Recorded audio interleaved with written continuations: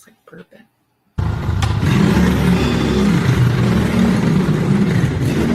There was a gorilla house, then there was the rumble house.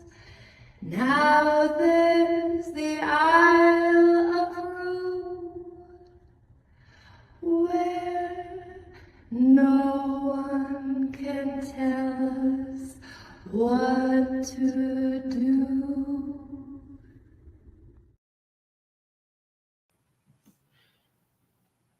Hi. Hello. Hello. Welcome. I'm very grateful for you making the journey to the Isle of Roux. How are we all feeling today? I'm doing good. That is so nice. Whoa! That was a big clangy sound.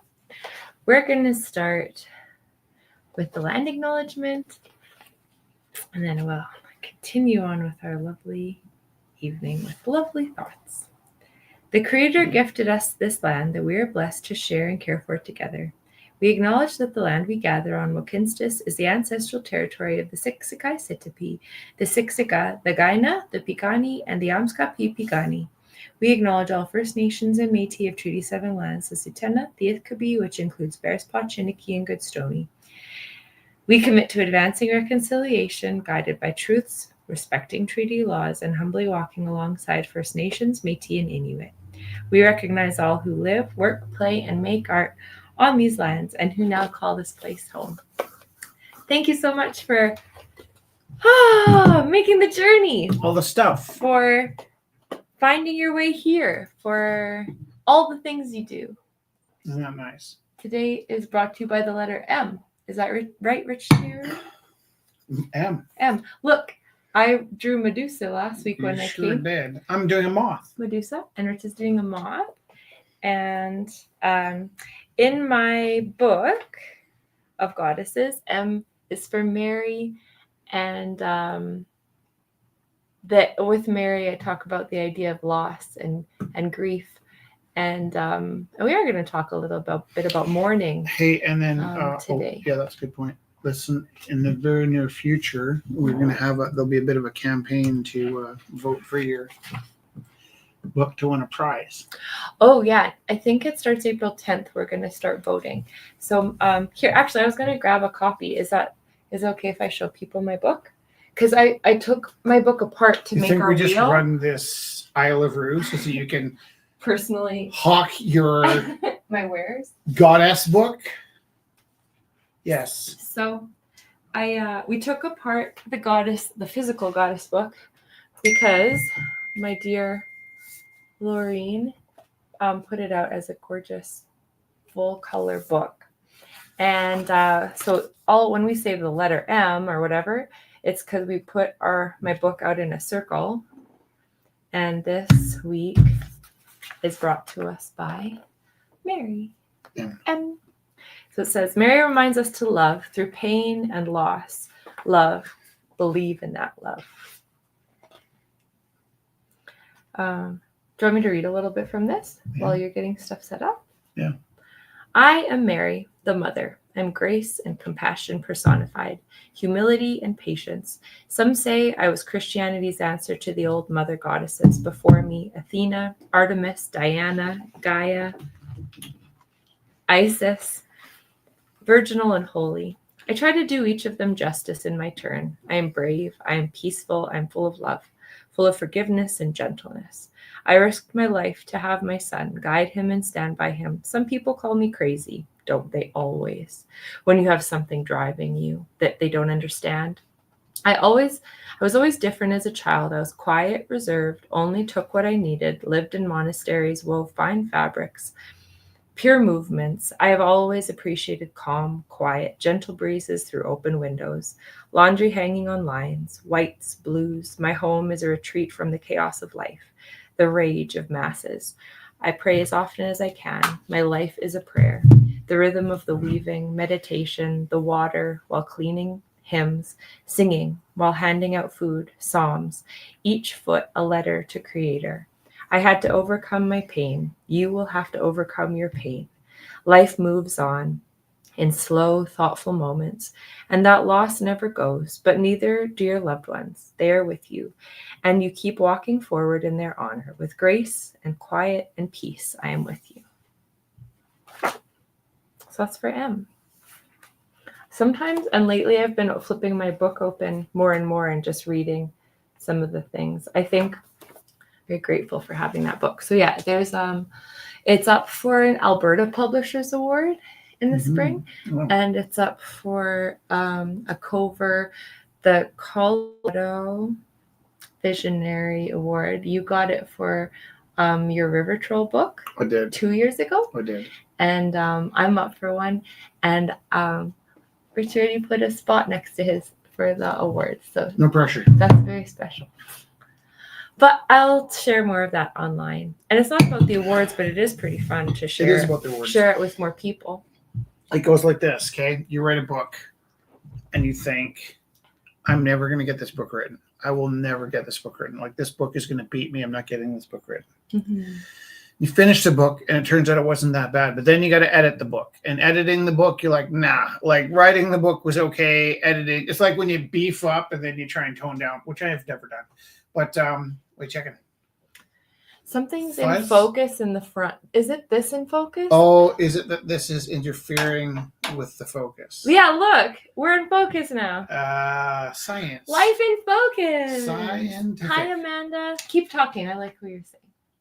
That you work so hard. And You work so hard to you write. write the book and you edit it and then you go, okay, I've done all this work. If I could only just get someone to look at it. Yeah. And then you get somebody to look at it and they may or may not publish it, but then they publish it and you're like, oh my goodness, they published it. If I could just get it accepted at the bookstore. Right. And then it goes on like that, on and on and on and on till the end of time. Yeah, so what was happening was the camera was product shopping. Yeah. It is currently. Yeah. Okay, I gotta move the other camera over. Oh no, it's not product. Yes. I'm in focus right now. Sorry. I'm the product. I'm the problem. Currently. I'm not the problem. I'm in focus right now. There. That's should be better. different, Yeah. Yeah, that's better. A little more you, a little less of me. I see where you're heading with No, this. we're both gonna be perfect now because it wasn't in. Okay. So tonight we're gonna have at 9:00 a mini auction. You know why? Tell us why, Mr. Teru. Well, we got some kind of shaky news. Jess and I have, in the last 12 years, lost somebody every 3 months for 12 years. So we lose 4 people a year.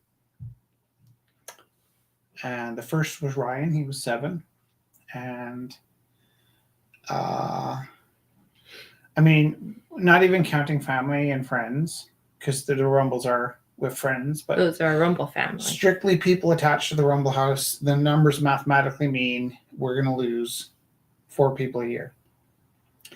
And a good friend of ours had confided in us a loss that is pretty devastating. And so at 9:00, we're going to have a mini Rumble. And whatever we raise will go straight to this person. And I mean, you have to take our word for it because you don't know. I might be like buying crack cocaine for myself with it, but Don't even joke like that. no. Can you imagine me on crack cocaine? It's but No, we're but going to have a mini. it could be, like you said, it could be pies. It could be grief groceries. Gift cards. It could be gift cards. So we'll have that at the end of the evening. 9 in the middle of the evening. Well, yeah, closer to the end. But we're really grateful. I like to think of it as the middle. That's a really nice thought. Yeah. Watch this. Okay. We got M is for mail. Mine is for mail. We And, got 2 more pieces so of this is funny mail. because we haven't been doing this for money. And it's been really enriching for us to do something that didn't involve money. But also, on top of not doing it for money,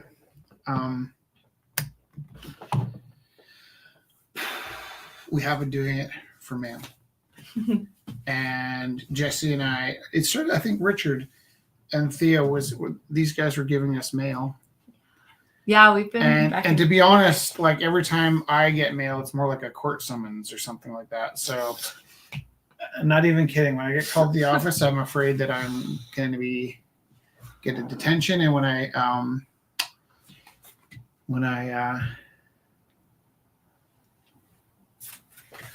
every time I look in the mailbox, I think it's a court summons.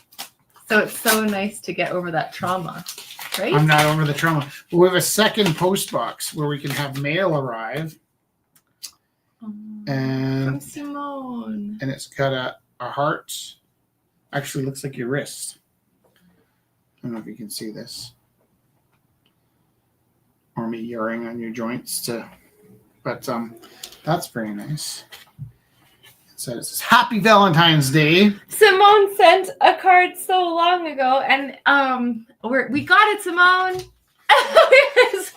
Do you know where we have a binder that we're keeping the it's over mail here. in? And we hope that And you it's got really- the Venus. I think you said you got the Venus. Venus, if you will. Thank you, Send Simone. down a little girl from Lincoln Thrill. Am I supposed to rip these? I think I did. The This one envelope? came from It's your okay. grandmother. My grandma! Now, how cool is it that your grandmother is part of the Isle of Roux? Is this a dog from your? Is this a real dog? No, it's a picture. Oh, there's stuff in here. Oh, cute. You know what we haven't ever thought of doing was like just checking before we go online to make sure we're not getting like anthrax comes up and everybody's traumatized. My like- grandma wouldn't send anthrax. Like watching the Oh, she wrote it herself. yeah, read it to us. Oh. What does she say? I'm gonna cry. Don't lose the stuff.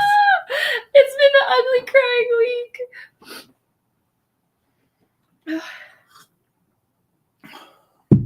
Thank you. Hold on, I have to read it a little bit. I thank you for your beautiful embroidery and for your kind words. My heart bursts with love and pride at your beautiful souls. I treasure every moment with my family. Love you always, Grandma. Oh, and my mom said sorry for the chaos writing. Mom can hardly hold the pen. That piece of mail was just what a lovely gift. That's a good way to live, right? Hello, Amanda. We have very few people with us tonight, or it's just not logging correctly.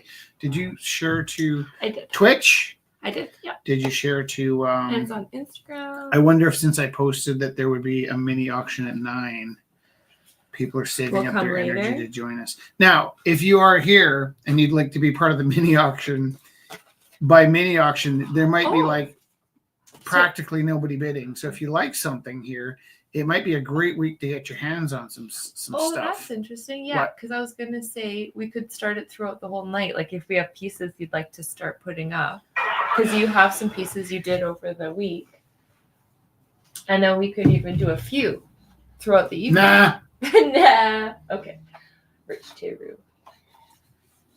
no, because I did say, okay, let me clarify. Okay. We kind of have to reinvent who we are. And Yes, always. it looks like each week we're gaining by the end of the week, and our numbers are good. We're getting 14,000 views a week, and it's climbed from 7,000 to 8,000 to 9,000 a week for reach. Each week our reach is growing, and technically your reach is supposed to be way lower than your views because Do you want a tape? I'm cool. I'm gonna get myself some tape. There's a couple here. Yeah.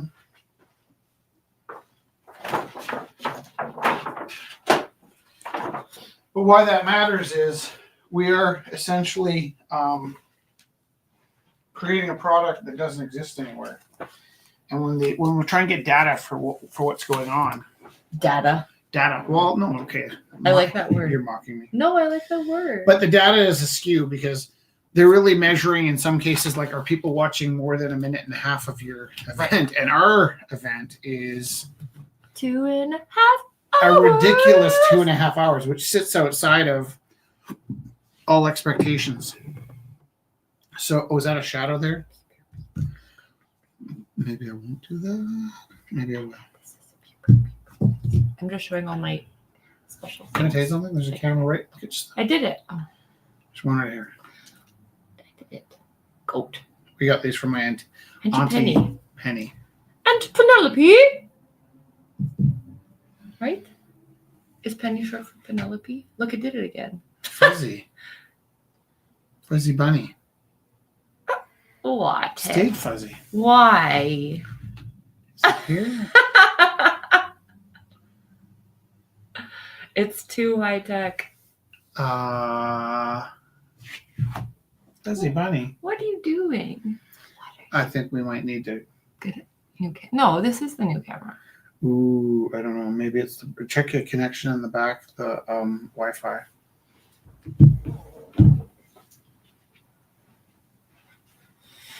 Also, Wi-Fi to what? Computer.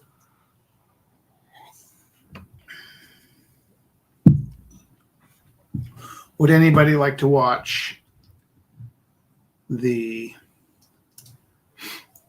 Space Hero X this week? Oh, it is funny. If you have some friends that watch the Rumble House, or if you're willing to click share, now would be a great time to click share because I'm about to put on the Lost Hero X13.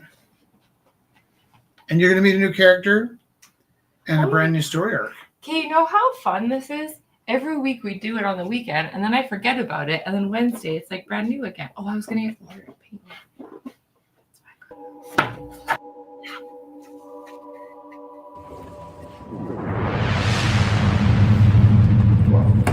Hey, Dad. Yeah. Where did we get the ship? Jess got the ship. I don't know. I did not get the ship. What do you mean? I came home from work. You said, this sucks. Let's get out of here. And I said, how are we going to get out of here? And you said, hey, let's go in your new ship. Yeah, like, let's go in your new ship. Let's go in your new ship. Yeah, like, let's go in your new ship. My new ship. Your new ship, Which you got for me. No, it was your new ship. I didn't get a ship. I got home from work and I'm like, this sucks. And you're like, this sucks. I'm like, let's get out of here. And I said, how do we get out of here? And you said, let's go in your new ship. Your new ship. I know, and thank you. It's awesome. but you got the ship. So where did it come from? No, you got the ship. You got the ship and you gave it to me. You said, let's go in your new ship. In your new listen yes, to my yeah, exactly. your Your new new ship. Thank you. It was amazing. Like when you got me the motorcycle. Like, let's go for a ride on your new motorcycle. Like that.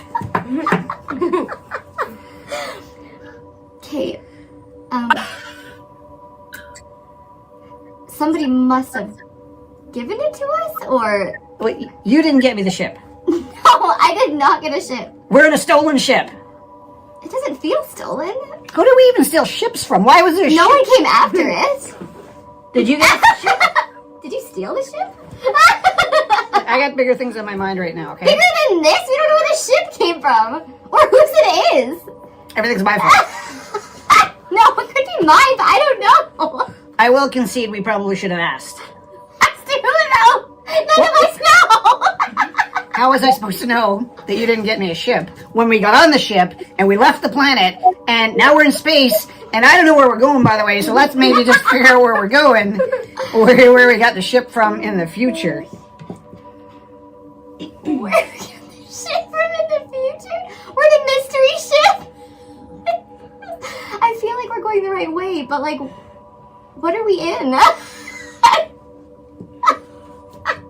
How do we know how to fly it? We're in my new ship, okay? We are in your new ship. How does anything work here?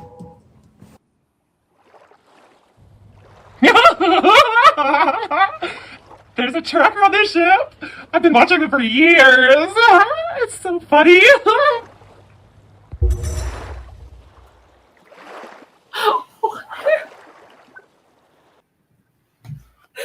I heard a laugh like that in my class today, and I was like really weirded out. Was it what was the name of the girl in Greece that was the not Rizzo, but the like Tough and tender? no, like Penny or something. The loud, obnoxious cheerleader one. Do you remember her? Might have been Penny, but that's that laugh. It reminds me of Penny's laugh. I've got like Grease trauma. I actually. Do you know years ago when I was teaching drama, I had this. Okay, first of all, I transferred to the school, and the week I transferred in, they had to surplus somebody out, and they asked for somebody to volunteer for surplus, and I was like, dude, I should go because I'm not a drama teacher. And they're like, we can't let you go. We need a drama teacher.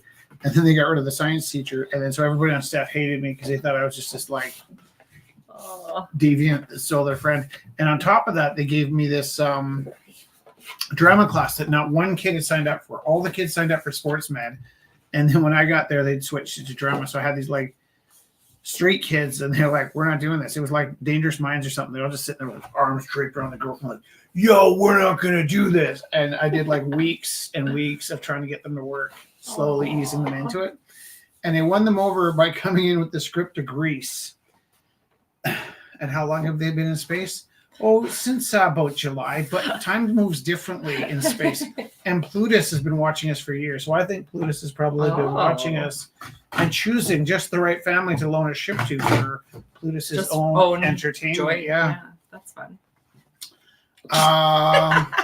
Also, we got a little political this week. I'm going to show both my movies twice because I love them that much that I'll show them now. And then I'll show them again later on. And I wrote a ton of content for puppets that I guess we'll use for next week. But this is me getting just ever so slightly political. You can make of it what you will. I'd like to think that it's bipartisan. Is that the right word? Or is that American?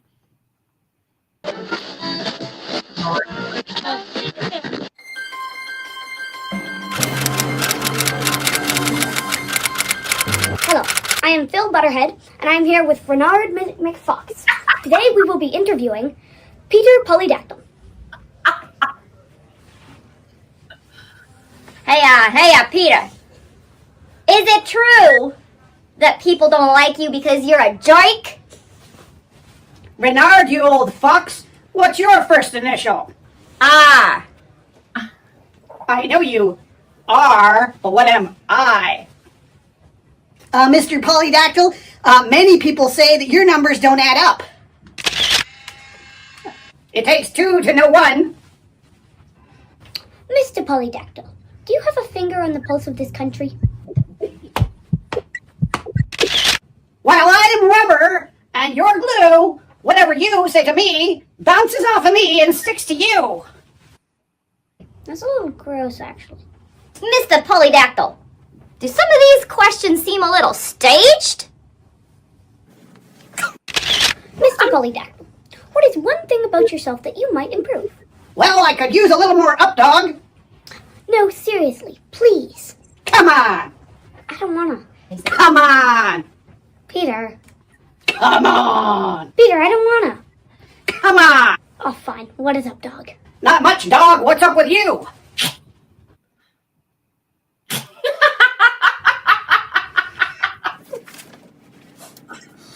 Mr. Polydactyl, what would you say if I told you my own mother, who served 36 years as a civil servant, has been reduced to buying even her shoes at a second-hand surplus store?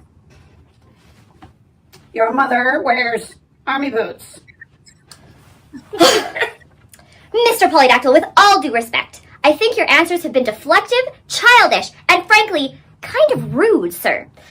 I'm feeling low. I've had to move back home after cuts to the national radio service and the rising cost of housing. As my Uncle John would say, you're ugly and your mother dresses you funny.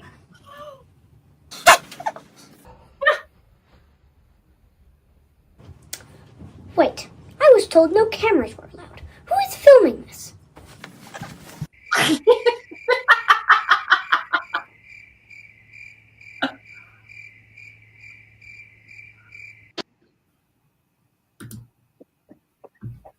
That was way funny. Hi, Zach. Hello. Nice to see you. Hello. Hello. Allah. How was your week? Is for magical. Magical. That's a good one. I've been working beneath the mountain called the Chief. I'm like right under it, protected by it. Oh, that's lovely. Zach, I'm going to write you a poem about turning your portrait from turning it to landscape from portrait. Dear Zach, your camera's on its side. Thank you so much. I must be the only person that cares about that, but I care so much. Is that better? Way better. Perfect. Prefect. Did you by any chance you weren't here for in time? That's beautiful. We're gonna do so. We have a friend that lost a friend, and we're gonna do a bit of a mini auction for her later. Yeah. If you feel like auctioning something off, if Big dog. This big dog out here. oh, I love that. He's a beast. what's it titled? Oh, he's really nice. It's a bad dog that needed to be shot. No. Oh, I'm sorry, that's just a line from one of my favorite books. It was a bad dog that needed to be shot. That's a good dog. He's a good boy. I have a really bad time being strictly an illustrator. It's driving me crazy. I got to put black lines on everything. That's okay.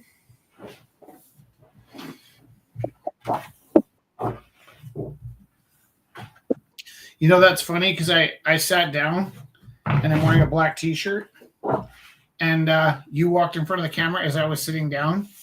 Oh. And my brain got confused. I'm like, when did I get a tattoo on the back of my arm?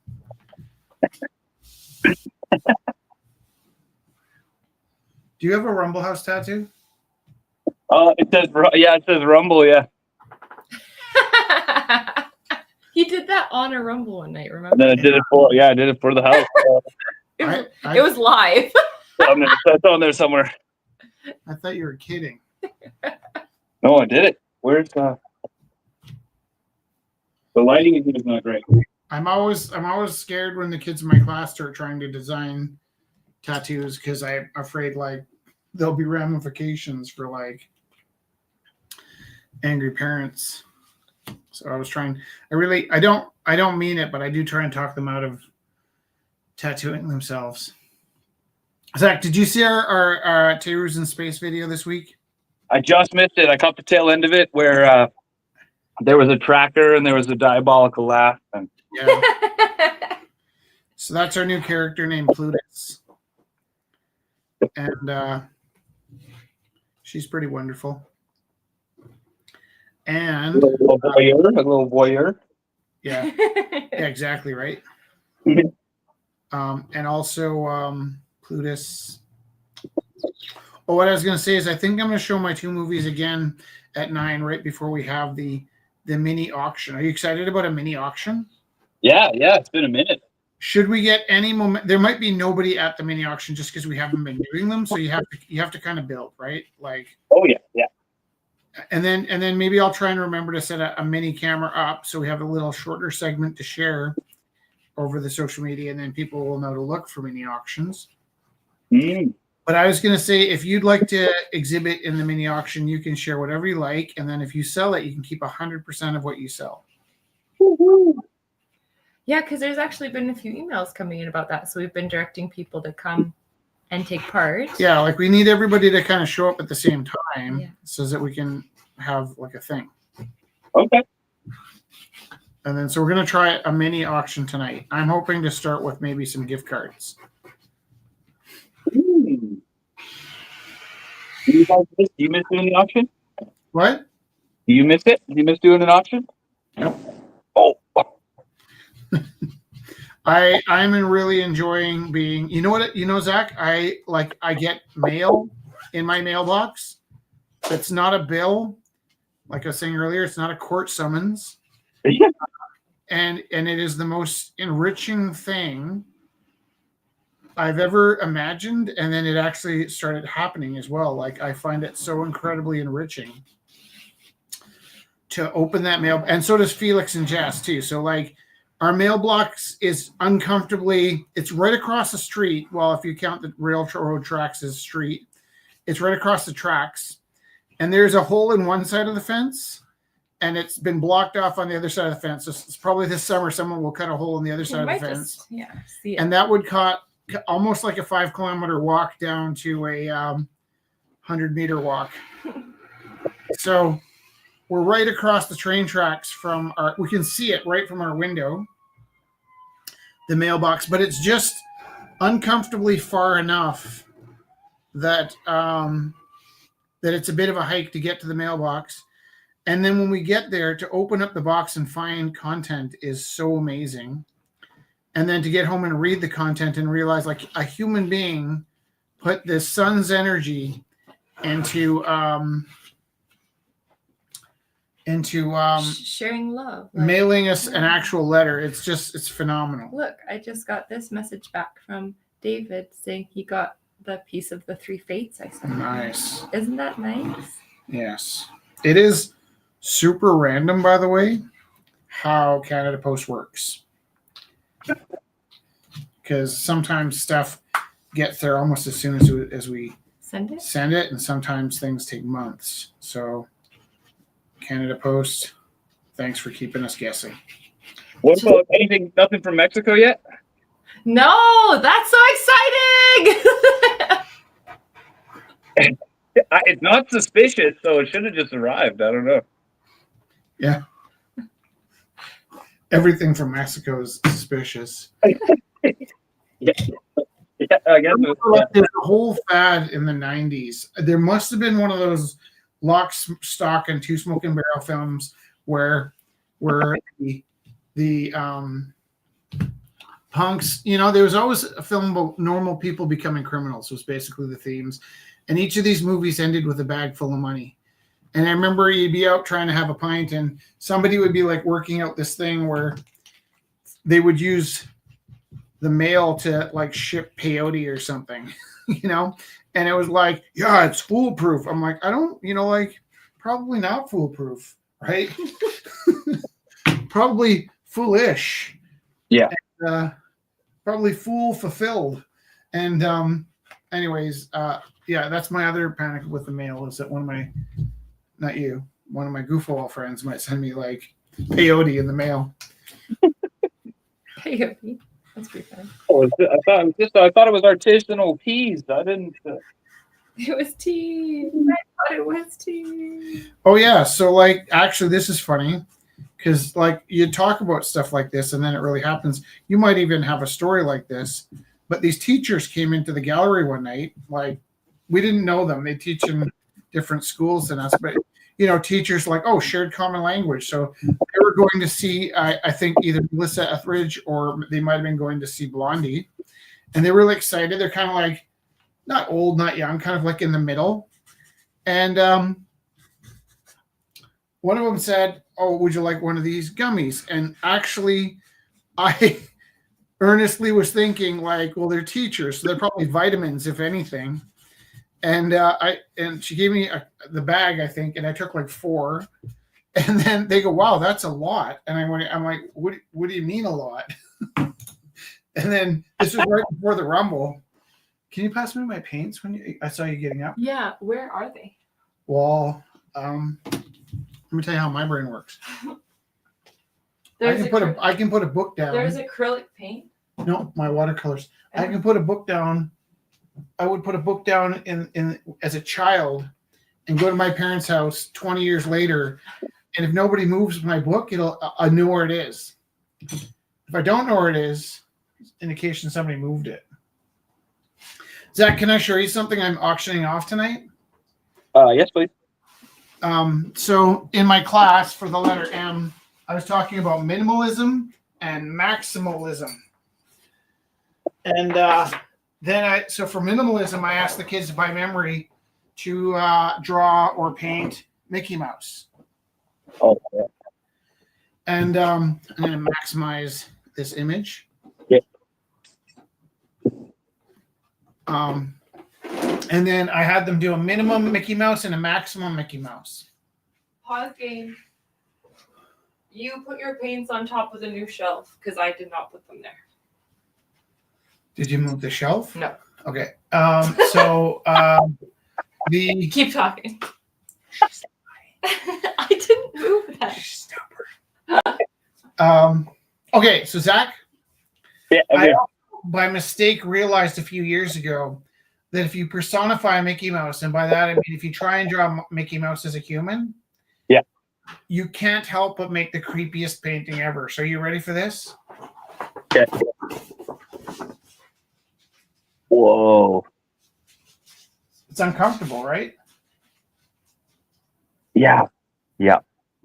And I've had a really hard time putting to words why a human Mickey Mouse is so uncomfortable.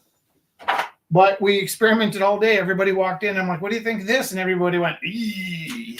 Aye. No, my little watercolor paints. I have. Oh, You're not in here? Oh, I thought this was. With such victory. Sorry. With such victory, she tried to blame me for losing my own paints. I was looking for this box, so I don't know what you're saying. My two little watercolor I don't know containers.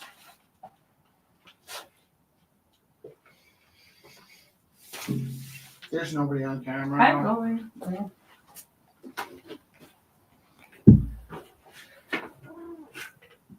Zach, do you want to bet on my creepy Mickey Mouse?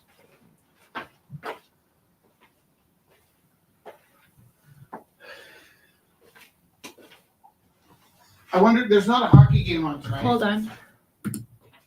There you are. opening bid? What's your opening bid? $1. $1. Oh, yeah. Open it up. $1. $1. Okay.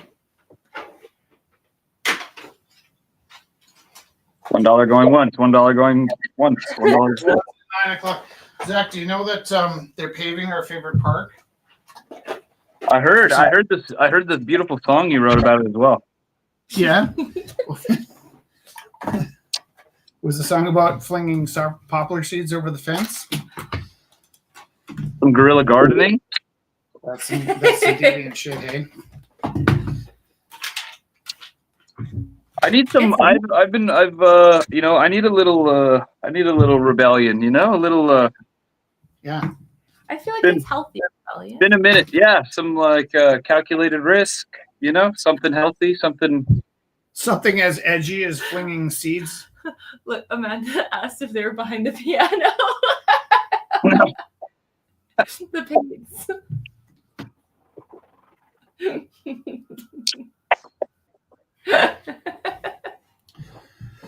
Zach, you have a partner, yes? Yeah. Does she ever sabotage you? No. I don't know how I got so lucky. My wife loves me so much, but oh my God, she sabotages me over and over again. Like, I wonder how many couples sit around talking about sabotage. I take care of the sabotage in the relationship. I bet, actually, knowing you quite well, you might have even sabotaged yourself a few times. Oh yeah. Oh yeah. He's a glutton for punishment. Sabotage.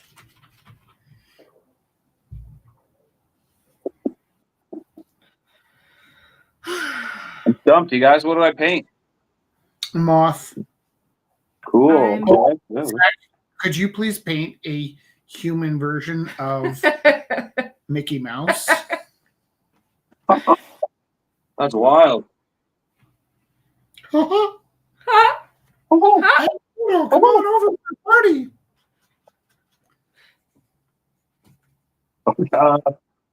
That got a lot creepier imagining the Mickey Man saying that. There's a lot of stuff happening right now.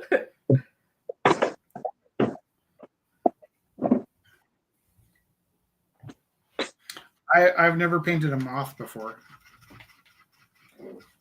Guess why? That's a butterfly. It's not a moth. Oh no, that's flipped. Oh, I have painted a moth because there's one in my book. Yeah, that's what I'm saying. Well, I must have sketched it or drew it or Whoa, something. look Yeah. Good chunk of that black just dried out. It's a hockey puck. It's kind of satisfying when it goes hockey puck Is this to pull upside it down? out. I can't remember which way is right side up. There we go.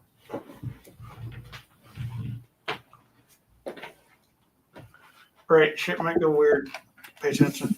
When does it not? Oh, that's perfect. Did I fuzzy up the screen again? No, I don't think so. You know what this is, Zach? It's my space pen. You can write upside down with it. In space. Yeah. How are the politics in Van Groovy? Are people getting weird there?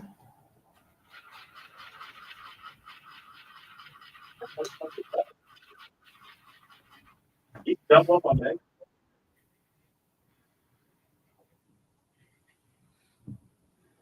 No. Or he's like lost or down. Is he talking to us? Oh, sure. Actually, Zach's so incredibly polite. He was raised well. And he looks all sketchy, but he's actually raised with impeccable manners. Yeah. Impeccable. I was raised near impeccable manners. My mother had Adjacent to. I was impeccable. I had my manners. I was manners adjacent. I knew all the manners that I was breaking. And to tell you the truth, there are certain manners I am a little bit of a freak about. Like, there are certain things that I really find like poor taste, and I get upset and start fighting over. Those colors are gorgeous, Rich, too. No, that's what I do. I take colors and I make them gorgeous. Otherwise, what's the point? What is the point? But my mother, Zach, do you know this? My mother was raised in a house with 16 bedrooms. And that's not counting pantries and dens. So of her 3 siblings, they used to pick out rooms and sort of just like, oh, I'll have this wing this week. And when they moved out of that house, the house she grew up in was turned into 2 hotels, split in half and turned into 2 hotels.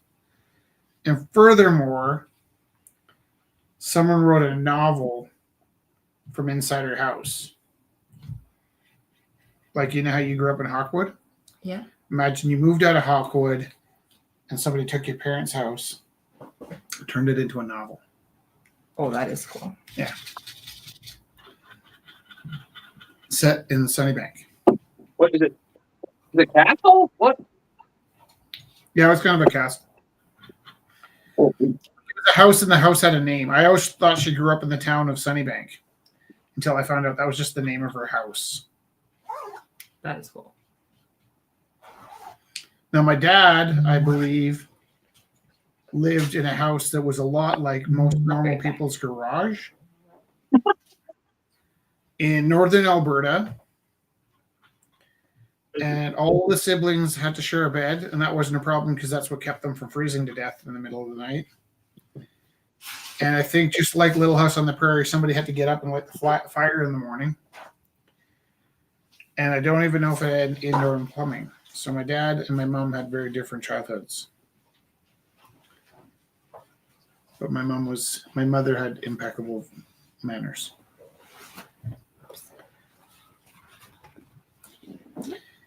Probably the first manner I decided didn't matter was elbows on the table. But now we have a nice table and we don't put our.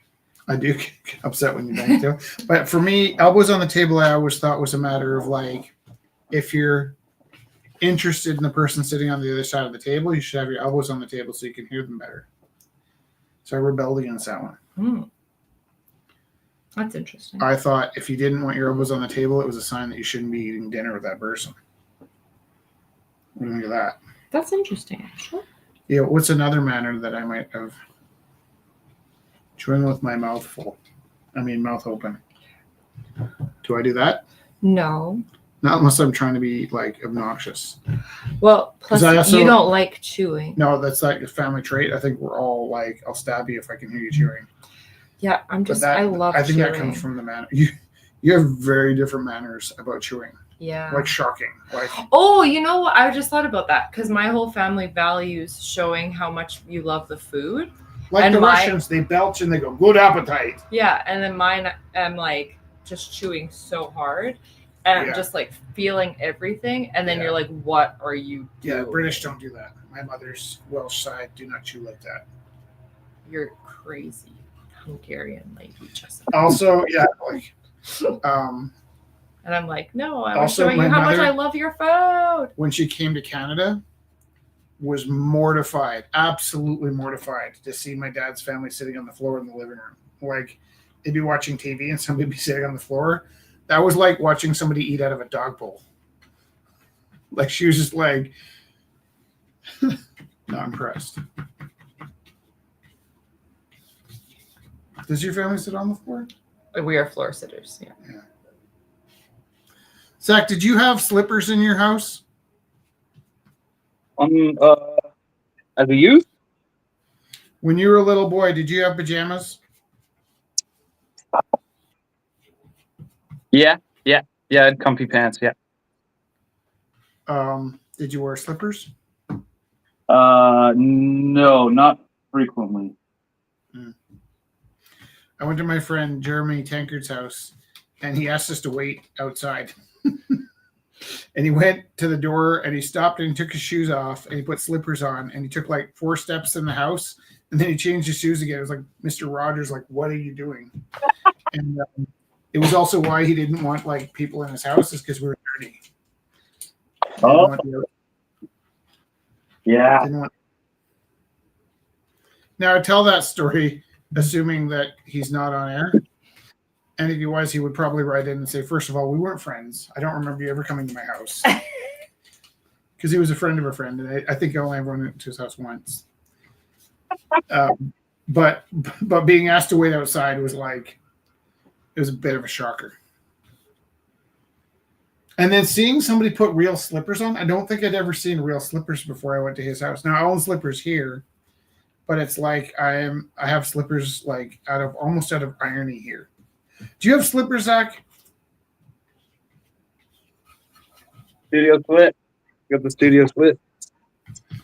Or like, do you have one of those 1950s like pajama suits, like matching top and bottom? No. Do you have socks with garters on them? Was it little clips? Little clips? They're like more like belts, like little. Oh. No. Strap. No. I got high socks. Got lots of high socks though. Yeah. I remember a guy I went to high school with moved to a warm country where he was an accountant, like a business, like basically he lived in one of those offshore countries where people move to get away from taxes and stuff. And we saw a picture of him, and he was wearing like those, like a suit, but it was like a short suit. So he was wearing like a blazer and a tie and a white shirt and these like black pants with garter socks on. And I was like, what the hell is this? And then like our mutual friends like, no, everyone dresses like that there. I'm like, no. Those are stripper socks. What? I don't even know why I said that. It doesn't make sense. What do you mean? I really don't know much about strippers. Or if they were socks. Well, don't they have garters? Garters, yeah. Well, that's what I was saying. Oh. Like garters on his feet. I kind of can visualize what you're saying. Like they're like I was black thinking- socks, and there's like, I'm sure your dad has some. My grandpa. Grandpa I had some. remember my grandpa. You're right. And Elijah, I think, had them when he was marching.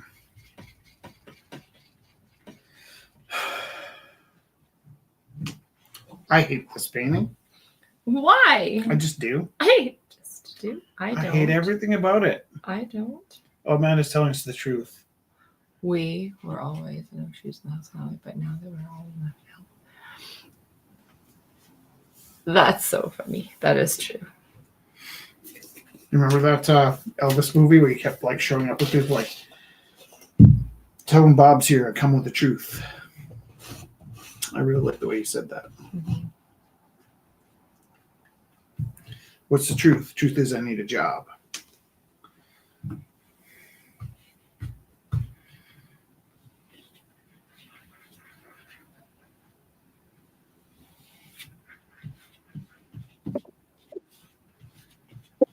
Zach, what do you want to be when you grow up? I want to be expressionist painter. Yeah. No. Can I ask you a question? Dude. How old are you? Hey, Kelly.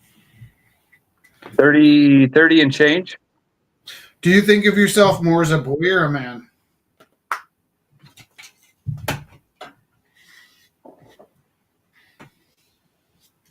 A boy for sure. Yeah, boy, toddler. Yeah. Yeah.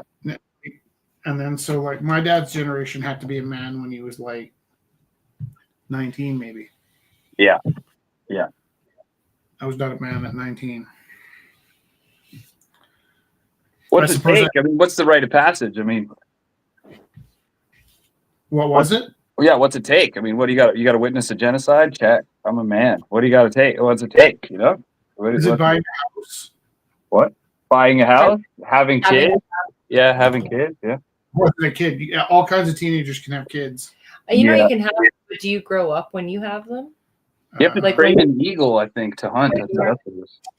What did they say? Train an eagle to hunt. You have to kill a fox with your bare hands. Yeah. These Yes, are You have to know how to. You know how to patch your clothes. Eat a live bat. Ooh. Yeah, some walkabout. You got to walk into the desert for 100 years. But on I didn't go on a walkabout. 100%. I've been on a walkabout. Yeah, I bet you have. I'm a man. Did you go traveling around Europe with a backpack? Did you do that one? No, not Europe, but Western Canada, the coast. I hitchhiked pretty hard. What's your worst hitchhiking story? They're all pretty good, but like I got two bad ones. I'm hiking out of Golden, the city of Golden, British Columbia. It's a hitchhiker's trap. Yeah. Lots of rich families, towing boats and young daughters. No one's picking up a hitchhiker. Yeah. Right. So I'm like, okay, I guess I'm hiking. It's hitchhiking, so I'm like hiking a mountain, and then finally get picked up. Like I was like about to camp in the woods, and it was some scary noises, and I'm like, I got to do it. I got to camp in the woods. I've been hiking all day, and then this family picks me up, and their special needs son is in the back, and they're like, don't mind us, here we'll get you to where you're going. And then we had a blast, but then they dropped me off, and the town was full of hobos from the Olympics. Yeah. And so they dropped me off, and they let me know that as they're letting me out. They're like, okay, good luck. There's a bunch of hobos from Van in this town. See ya. And I was like, okay, all right. I'm one of them now. And then I'm sleeping behind a Canadian Tire. And the management gets there in the morning, and they turn the sprinklers on me because, I guess that was a sweet spot, and I guess it was being abused by the other hobos. And so they turned the sprinklers on me, and I woke up to click, click, click, and I'm just getting a shower. And it's just like I've been hiking, and it was like a hectic ride, and then fear of a hobo robbery, and then I get sprinklered. It was like, oh God, what am I doing out here? One time I was riding my bicycle to Edmonton. Yeah. And I took a shortcut through what used to be called Hobima, and realized I needed to go to the next town to camp because there wasn't a spot for me to camp. And then so I was getting to Wetaskiwin, and it was later than I expected because I meant to stop in Obima. I didn't recognize. I was young and stupid. I didn't know where I was riding my bike through. And just out of respect, I kept going to Wetaskiwin. And when I got to Wetaskiwin, the map said there was a Lions campsite, which wasn't really like a campsite. It was more like if you're like working on an oil rig where you'd park your tent. Well, you know. And I was heading out to the Lions campsite, and on the way, right before the Lions campsite, according to the map, on the other side of the road was a Lions golf course, or it might have been a different kind of golf course. So being worried about riding all night, I pulled over and asked the golf course where the campsite was. And he goes, "Oh, you can just set up over there." And I was like, "No, I mean, like, where's the legitimate campsite?" And he's like, "Yeah, just set up over there." And I was like, is this the campsite? And he's like, "Right over there." And it was like, it was such Was he licking his lips? on absolutely every level. It was such a deliverance moment that I can't really tell you the story of how weird it was, because it really was the way he was licking his lips that made me think, I'm going to keep going to the campsite. And I'm not going gonna over sleep. there. I'm just going to lay in my tent with one eye open all night. And so there was that. There was the that story, which I didn't remember until you mentioned getting the sprinklers turned on you. And then the other story was my friend and I were hitchhiking back from an event that was a life-changing event. We were really tired and worn out, and we just got through this like just harrowing situation. We were both starving. I think we each had $50 in our pocket, but we're nowhere near anywhere that sold food. And it was hard to get a ride home because the weekend was kind of over, and it was just kind of sketchy people on the highway. And this truck pulls over, and we climbed in the back of the truck. I think that was the most hitchhiking I did. It was almost always somebody with a truck would let us ride with the dog in the back of the truck. And we'd never, ever questioned hitchhiking until this one day that we got in the truck and it started driving. And Martin said immediately, like, something like, what if he just takes us somewhere else and kills us? And that was like such a random thing to say at that one particular time out of many. And we're driving along the highway, and then he turns off this road, and it was just like, what the hell? Like, this isn't the way back to Calgary. And then he turns off, like, the roads kept getting smaller and rockier, and there was like this zigzag into the woods where it was like, dude, like we're not in Kansas anymore. And so we're driving not back home. And as it got more and more remote, we went from like, haha, this is funny, like you just joked about this, to like, dude, like, how do we get out of this? And we're sort of like, I think neither of us were speaking about it so much as like, I'm going to get out of the truck first and outrun my friend if something really bad happens. You know? And he pulls into this like sketchy, and it looked like a horror movie yard. Got out of his truck, came around the back, pulled out like a hay bear, like a box of hay that was in the truck that we didn't even notice, dropped it on the ground, and then took us back home. And it was such a simple thing. Like, you're just sitting there, like, not breathing. He just needed to drop one thing off. But because Martin had, like, and there might have been like a quality of the truck and the driver that sort of led us to, what if this is one of those murder movies? Right. But, and maybe he even does that to stop kids from hitchhiking in the future. Like, it could be dangerous. So he took us deep into the woods, dropped off the hay bale, and then went back on the highway. But I remember, like, there's another story that's a little bit like that, where I had a girlfriend that used to steal. And I'm actually really super against stealing because I look sketchy. And so when you look sketchy, you get caught all the time when you haven't done anything. And the idea of actually stealing and getting caught, I would have been so embarrassed. So I actually really never stole anything. Like, I'm really probably, I bet you've stolen something, a lip gloss or something. But I'm sort of anti-stealing. And it's not that I'm square. Like, I'm all for planting, poplars under the pavement. But stealing was a thing that I was kind of just naturally born to not do. And so there was the one time we were starving and she stole a can of soup, and I was mad, but also hungry enough to eat the soup. And then there was another time where she and I went out to dinner at Earl's, and she started talking about how fun it was to dine and dash. And I was like, dude, we're not going to do that. And she's like, yeah, we should do that. I'm like, dude, we're not going to do that. And I think it was even like, it wasn't my birthday because we had winter coats. But for some reason, she was treating me to dinner because I didn't have any money. And then halfway through treating me to dinner, she decided we should just dine and dash, which was like not just stealing, but stealing from somebody working for minimum wage. Like it was just like that's brutal. So, anyways, I'm sitting there eating dinner, and I thought we'd already resolved, like, no, there's no chance I'm ever going to steal. And then I felt sick, so I went to the washroom. Like I was so like upset about the thought. I went to the washroom. When I came back from the washroom, she was gone and her coat was gone.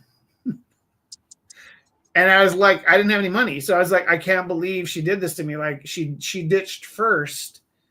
I'm gonna have to do this like football run through the restaurant to get out the front door. And I was trying to think like, can you just say to somebody like my date ditched me and I don't have any money? Like they wouldn't believe that. And like I didn't know if they really had a system where you wash dishes. Like there was like 1,000 things going through my mind.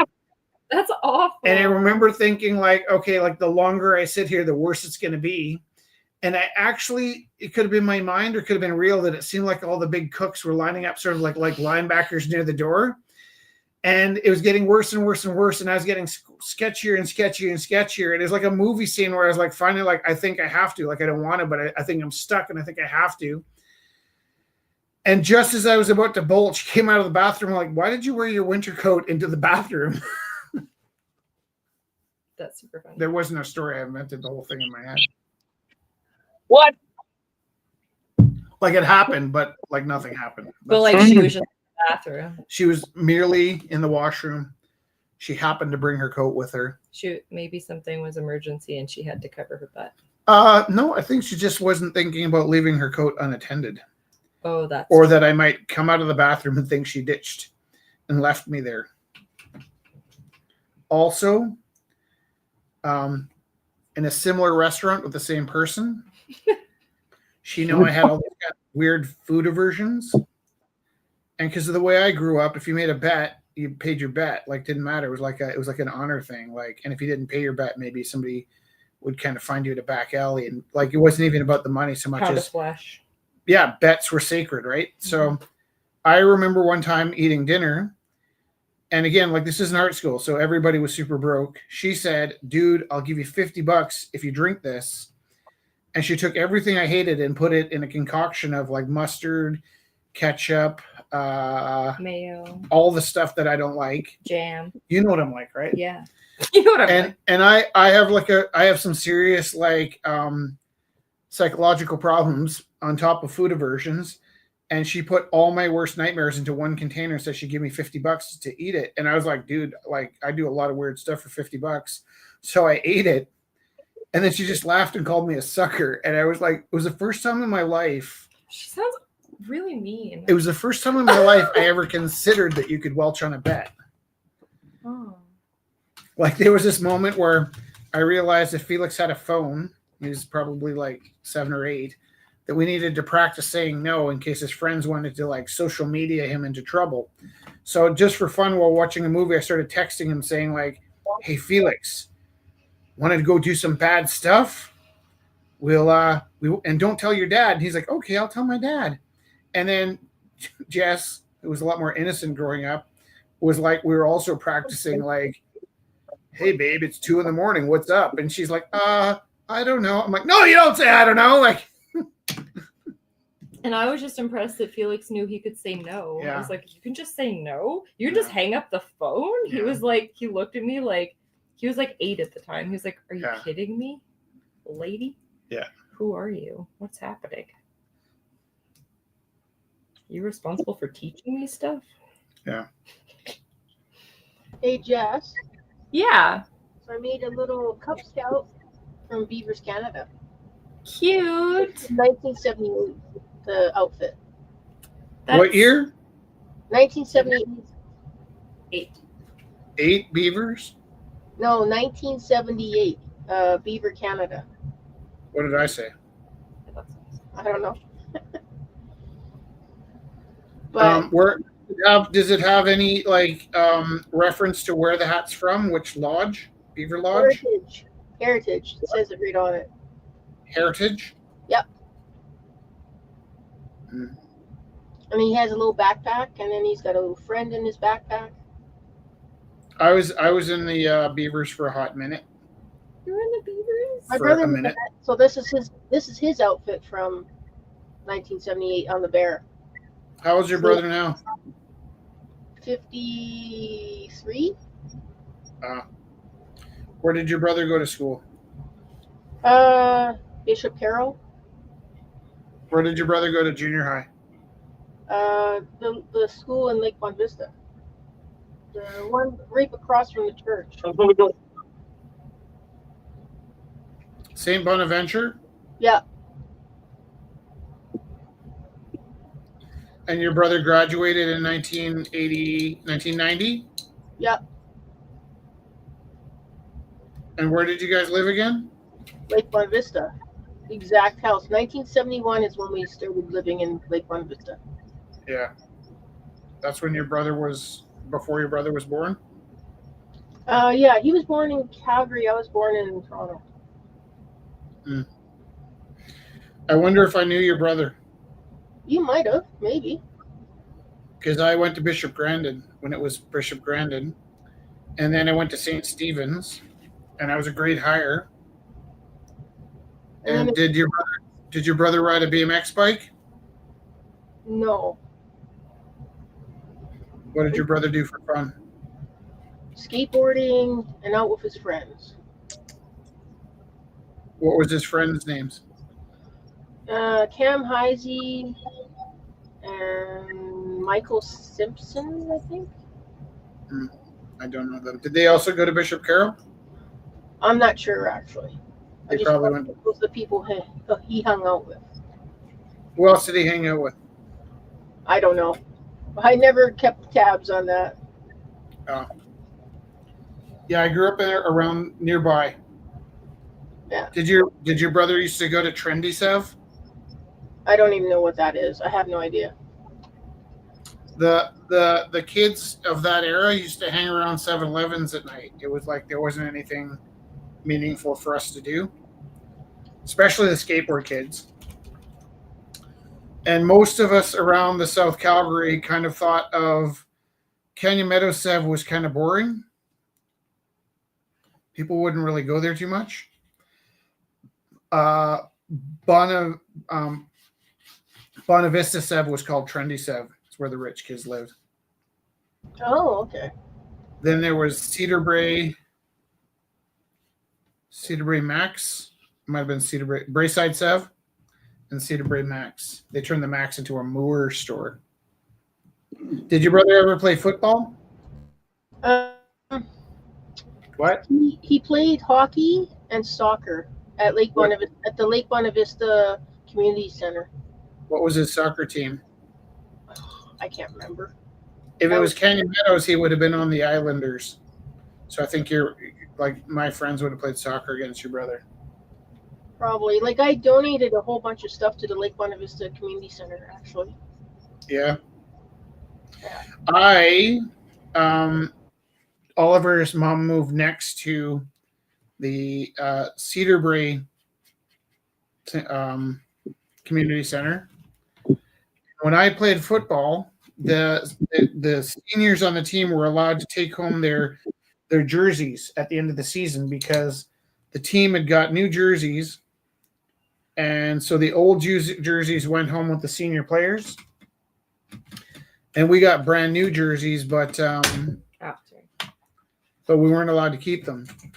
And then as an adult, I remember just looking through the window at the community center near in Cedar Brae and realizing that the Bulldogs had moved from Southwood to Cedar Brae.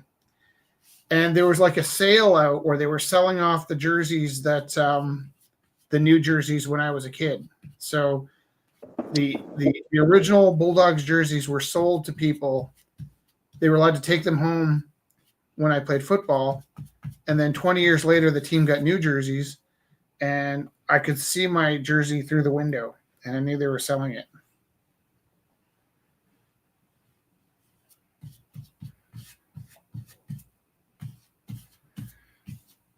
Were you sad? No, I'm not like sentimental about football. I was just curious what we were like. Well, I was like, I wondered if I should have been. It was like kind of like if you looked through a window and saw your junior high basketball jersey for sale. Number 24. Yeah, if it was number 24 and it was for sale, and you're like, dude, I could have my. Now I didn't know the details of when they were going. I knew it was going to happen at a certain time, but I wasn't invested in the community or the neighborhood, so I wasn't gonna. I knew it was a deal I was going to miss.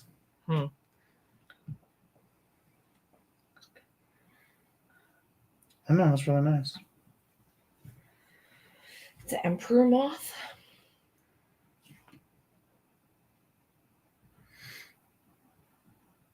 Kelly, I didn't know that your family and my family grew up so close, though. I know it's kind of odd, but it's If your cool. brother skateboarded and lived in that area at that time, we absolutely would have had mutual friends. Yeah, I just don't know who. I don't remember. I remember I some think stuff. your brother would know the name Philip Maltby, who was lived maybe, and Craig Welsh. Yeah, well, sounds familiar. Did he like but- punk rock music, your brother? What? Did he like punk rock music? Sex Pistols, the old stuff. Did he like local bands? He No. wasn't a musician? No, he's not into that. Hmm. It's all about back then, his hair. Sorry. Oh, he used to always be finicky about his hair all the time. Like hairspray the crap out of it, so when you go in his room, all you could hear is crunch, crunch, crunch on the carpet. I wonder if your brother would love us telling the story on the internet. He probably wouldn't hear it anyways. He doesn't. Did you and your brother go to Flipside? Nope. Do you know what Flipside was? Nope. No. I also didn't go to Flipside. Technically, we're mostly a hockey family, so we just. My I didn't know. grew up in hockey. If your brother was a hockey player, I didn't know him. Yeah, he was a hockey player and a soccer player. Some flag football, lacrosse was a big thing. Figures. He got figure skating. He did figure skating at a young age. He was 10 when he did figure skating. What's your brother's name again? Kyle Stanford. Kyle Stanford. Yeah. Did he go to UFC? No. He went to University of Guelph. Right. And what did he study? Horticulture. So he's a landscaper, horticulture, landscaper guy. Was that university? I think so. University of Guelph, I think it was. In Toronto. Yeah. Very cool. Yeah.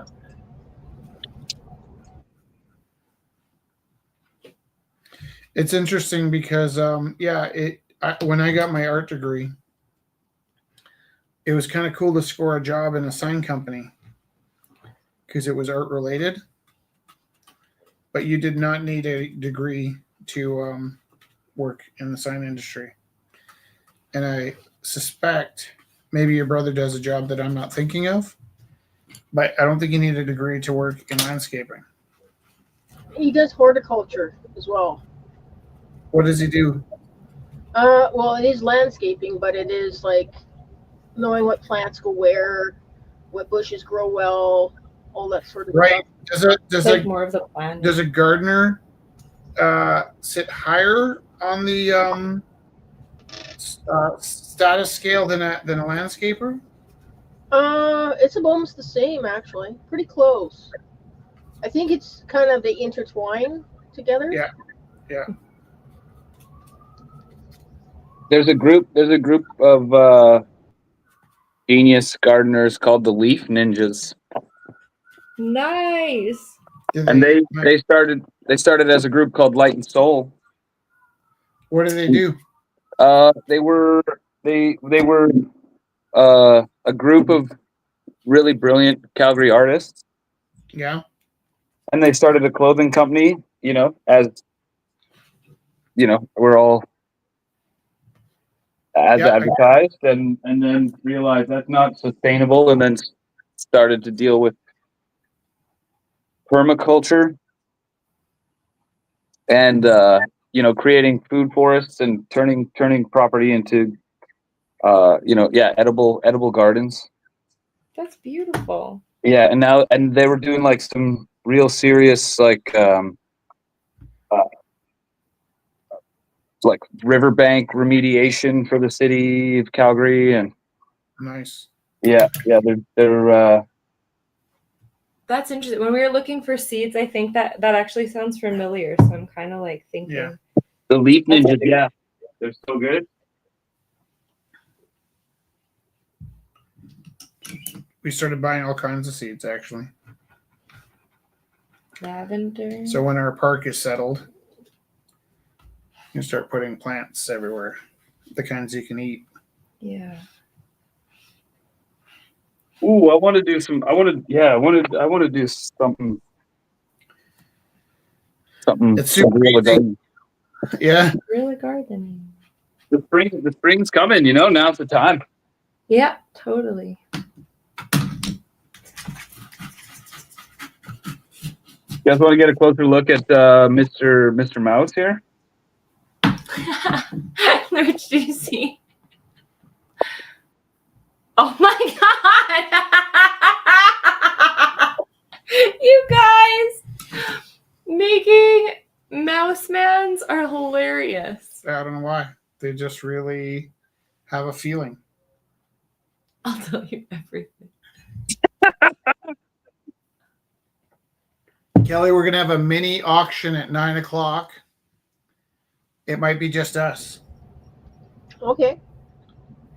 And whatever money we make, unless you want to keep yours, we're gonna donate to a friend of ours who lost a partner. Okay. Should have And we some. won't I we should won't have even- 11 pieces. Yeah. It's not the pieces I'm worried about, Kelly. It's the purchasers. Because Okay. currently no one really knows that we're doing this. We're like guerrilla. It's not guerrilla. It's the opposite of guerrilla. So the very first art auction was like basically the people making the art at Rumble House, Gorilla House, sorry. And we ended up making a decent amount of money off of each other. I'm not expecting you guys to bid and spend money, but I'm just, if you want to put pieces in, you can keep 100% of your sales. And if you want to donate stuff, I'm going to auction off a few pieces. Even though nobody bids on them, then we can make a little movie where people go, "What? I could have had that for $3? That's crazy." Did I tell you about the Rumble Christmas that I had? No. No. It was so good. I was going ape at the auction, and you guys were packing up fierce, and then the guys went on strike and couldn't get any of it to me, and then it all came at once. It all came as a Christmas miracle. It all came Christmas Eve. Are you kidding? Yeah, it was bonkers. I opened like 9 Rumble House packages, and That it was like, the tree couldn't handle it. That's actually a really funny thought that I've never had before, and here I'm going to share it with you. You ready? I haven't been on the receiving end of that. I haven't watched an auction and then got a bunch of paintings in the mail. We've mailed off so many paintings. Yeah, I that's love you. right. I'm so grateful. Thank you so much. We don't know that experience at all. So that's really nice to hear. Actually. It's But so yeah. nice. It's so nice. I'm That glad is you guys are getting mail. It's incredible. And Oh. they were all so delicately packed, and it was all really, really thoughtful. My mom, super grateful. she's the shipping department, and I will pass that along. Mom, we're grateful for you. You know, something you said reminded me of a funny thing I said once, and when I say funny, it's maybe not that funny. But and this is even weirder because when I met Jess, she had this really nice boyfriend named Adam. And the joke that I'm about to tell does and actually I opened up my Facebook and her ex-boyfriend was in that like people you may know. I'm like, I don't think this guy wants to be my friend, so I hit delete. And I'm sure he's a wonderful person and we'd make great friends now. But coincidentally, one of my funniest jokes, because I tell people I only have 2 jokes, and I actually have 3. It's my 3rd joke. Is Zach? I walked into a store one time, and this complete strange lady started talking to me, and she's like, "I know you from somewhere. You're famous, right?" This is I'm not famous, and I wasn't then. This was long before Gorilla House, and she goes, "You're famous. I know you from somewhere." I was like, "No, I don't think so." She goes, "Don't I know you from somewhere? You're famous." I go, "I'm not famous, and I don't think we've met." And she's like, "I know you from somewhere. What's your name?" Oh, she kept saying, "You're so famous. Where do I know you from?" And then finally I just said, "Adam." And she's like, "I don't know you from Adam." But And that actually happened. And that's I waited for that to kick in. that was so good. I don't know you from Adam. That came up. My ex came up because his name was Adam. Yeah. Okay. Full circle. No. That's like it came up from something Zach said. Oh, okay. I also heard Harrison Ford tell a funny joke. Broccoli? About the broccoli? Yeah. Oh my God, such a good joke. Can you tell that joke? Yeah, I could. Okay. I just heard it. It's so good. A lady goes to the grocery store, couldn't find broccoli. She attacks the guy in the produce. "Where's the broccoli?" He says, "Oh, we'll be here tomorrow." And he goes back to work. And then a couple minutes later, she accosts him again. And "Where's the broccoli? Where's the broccoli?" Oh, no, you're good. You're doing good. and then he says, "Oh, sorry, we're fresh out of broccoli. It'll be in tomorrow." And he goes back to work, a little more perturbed. And then again, she comes at this guy, "Where's the broccoli?" And he goes, "Okay, we need to do a little bit of an experiment here. Can you spell cat as in catastrophe?" And she goes, "Yeah, easy, C-A-T." He goes, "Okay, good. Can you spell dog as in dogmatic?" She goes, "Yeah, easy, D-O-G."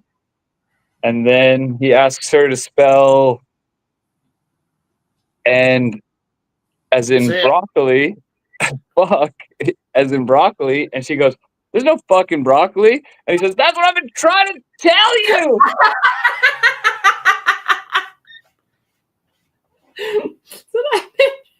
So good. They would be so mad that we let you tell a dirty joke.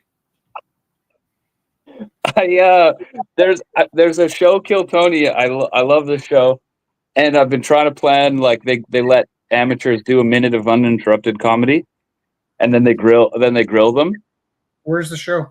It's in Austin. It's in Austin, Texas. It's at Joe Rogan's theater, and they're doing quite well. It's the number 2 live podcast, second to the Isle of Roux, and yeah, right. And so I'm always like trying to figure out how to run a minute for them, and I think of this really like, what are they called? What is that type of joke called? Like a barstool joke, or like it's like where they're not like Harrison Ford didn't write that joke. No. Right? Kind like of it's a joke. It's like a joke that everyone's allowed to tell, right? Right. Kind of like fruit. Yeah. Like it's not his. Yeah. So there's one about a bar and like all these tasks that you have to do for this jar of money, and then the gentleman that takes on the jar tasks, he gets too inebriated, and then the punchline of the joke is, "Where's that old lady you needed me to pull her teeth?" And if you know the joke, then you know that punchline is, but it's nobody's joke. So I want to start. Yeah, I want. Do you know? If you know, you know. Aristocrats, sorry, not. Do you know the joke, the Aristocrats? Oh, possibly. So the folklore goes, and this is a joke that's been around since the 1920s. But apparently Chevy Chase told a version of this joke that ended all other versions of this joke. Okay. So the setup is, it's kind of like that old Bugs Bunny where there was Daffy Duck was trying to get a audition to have a spot in a show, and he goes into the talent agent's office, and he's kind of auditioning. In the end, he blows himself up. You remember that? No. Okay, forget about that then. The point is, because the only thing is that the joke is this comedian goes into a talent agent's office and he's auditioning for a spot, right? Yeah. The Bugs Bunny joke is simply that he keeps getting rejected until he does his final joke, and his final joke is he blows himself up, but then they're thrilled and they want him to perform, but he's dead. Bravo. Yeah, it's a one-time joke, yeah. but he just gets so desperate he makes a deal with the devil or something like that. This joke is completely open-ended. So the setup is this guy goes in with his family, and he wants to propose that his family does this comedy routine on a late night show, right? Yeah. And the agent says, "Well, give me your pitch. What's the gag?" And then, okay, so I'm going to tell you that the punchline is as simple as, after he tells you the debauchery of the joke, the talent agent goes, "Well, what's the show called?" And he goes, "The Aristocrats," which is funny because it's just a classy name for a group of people, right? So the humor coming from the skit's called The Aristocrats. The rest of the joke is simply a comedian ad-libbing the most grotesque acts that people would never do, right? So, like, just to give you a short version of it, I might say, "Well, here's The Aristocrats," and like, guy walks into talent agents, he's fighting for his life, wants to get a show. Talent agent says, "Show me what you got," and he goes, sticks his finger up his nose, pulls out a booger, eats it, ta-da! And the talent agent goes, "Well, what's it called?" And he goes, "The Aristocrats." And obviously that's not funny because the joke sucks. It's the point of the joke, it sucks.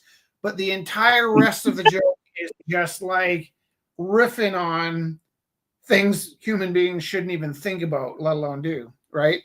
And apparently, like, there was a night at a Christmas party at Saturday Night Live, early days, where Chevy Chase had just like dug in deep to like the worst case scenario of this joke, and it just put an end to it. And then for years, people would talk about this legendary moment where he did a version of The Aristocrats, but took it too far. To end all. Yeah, but took it too far times 1 million. So if you're looking to fill a minute, I think you could do a 2025 version of The Aristocrats. And even if you bombed, I think the historical reference would appeal to certain people that have like a lifelong love for comedy. Also, do you watch movies? Yeah. A lot of young people today can't because they don't have the attention span. Or they know that it's all Hollywood propaganda and that they can't stand it. And those guys are overpaid and that it's all a psyop. Yeah. Right, because you were mentioning Joe Rogan. Yeah. Question about Joe Rogan. I grew up outside. I grew up before even dial-up. So I got, As a fan of Joe Rogan, how do you feel about his Canadian comments lately? A fan? I mean, like, okay, I'll hear him out. I'm skeptical. I'm skeptical of everybody. So as one who dabbles, yeah, and he'd be the first person to tell you to be skeptical of everybody. I hope. I am. It's almost a holdback. Okay, but there's a pretty fantastic film. It almost seemed kind of low budget to me.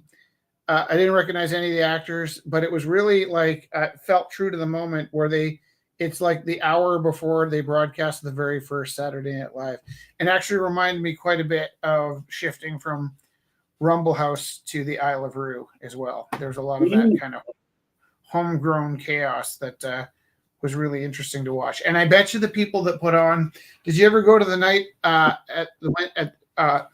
Plaza? Late night at the Plaza?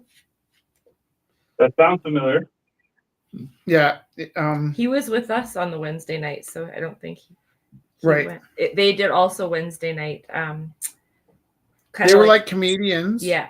And I don't know if this is true or not, but I know it's true that they came into Gorilla House, and after we closed, they started doing Wednesday night late nights at the Plaza, and they asked me to go do an interview. And one of the things they said during the interview was it was seeing Gorilla House that made them think they could do this. That was also why they decided to do Wednesdays, because we did Gorilla House on Wednesdays, and then we were shut down. That's when they opened. And so when they reopened, we had like not a conflict, but we had a challenge getting to their show because it was on the same night. But then they asked me to come and do an interview, and I did my all-time favorite interview, and it went really well.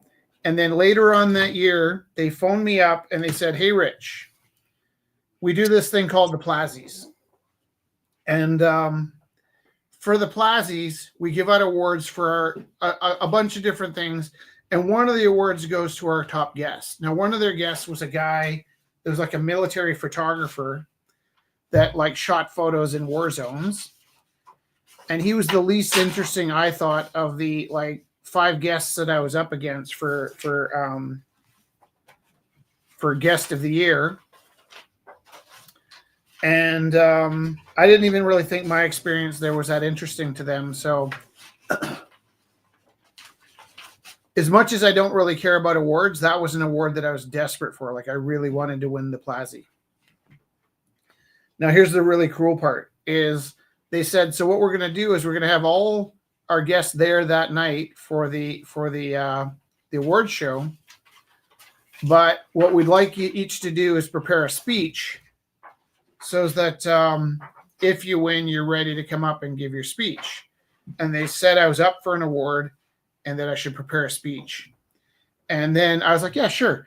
And then I was talking to Jess about it, and I was like, it's funny because there really isn't any awards in the world that I want, but I would like a Plazy.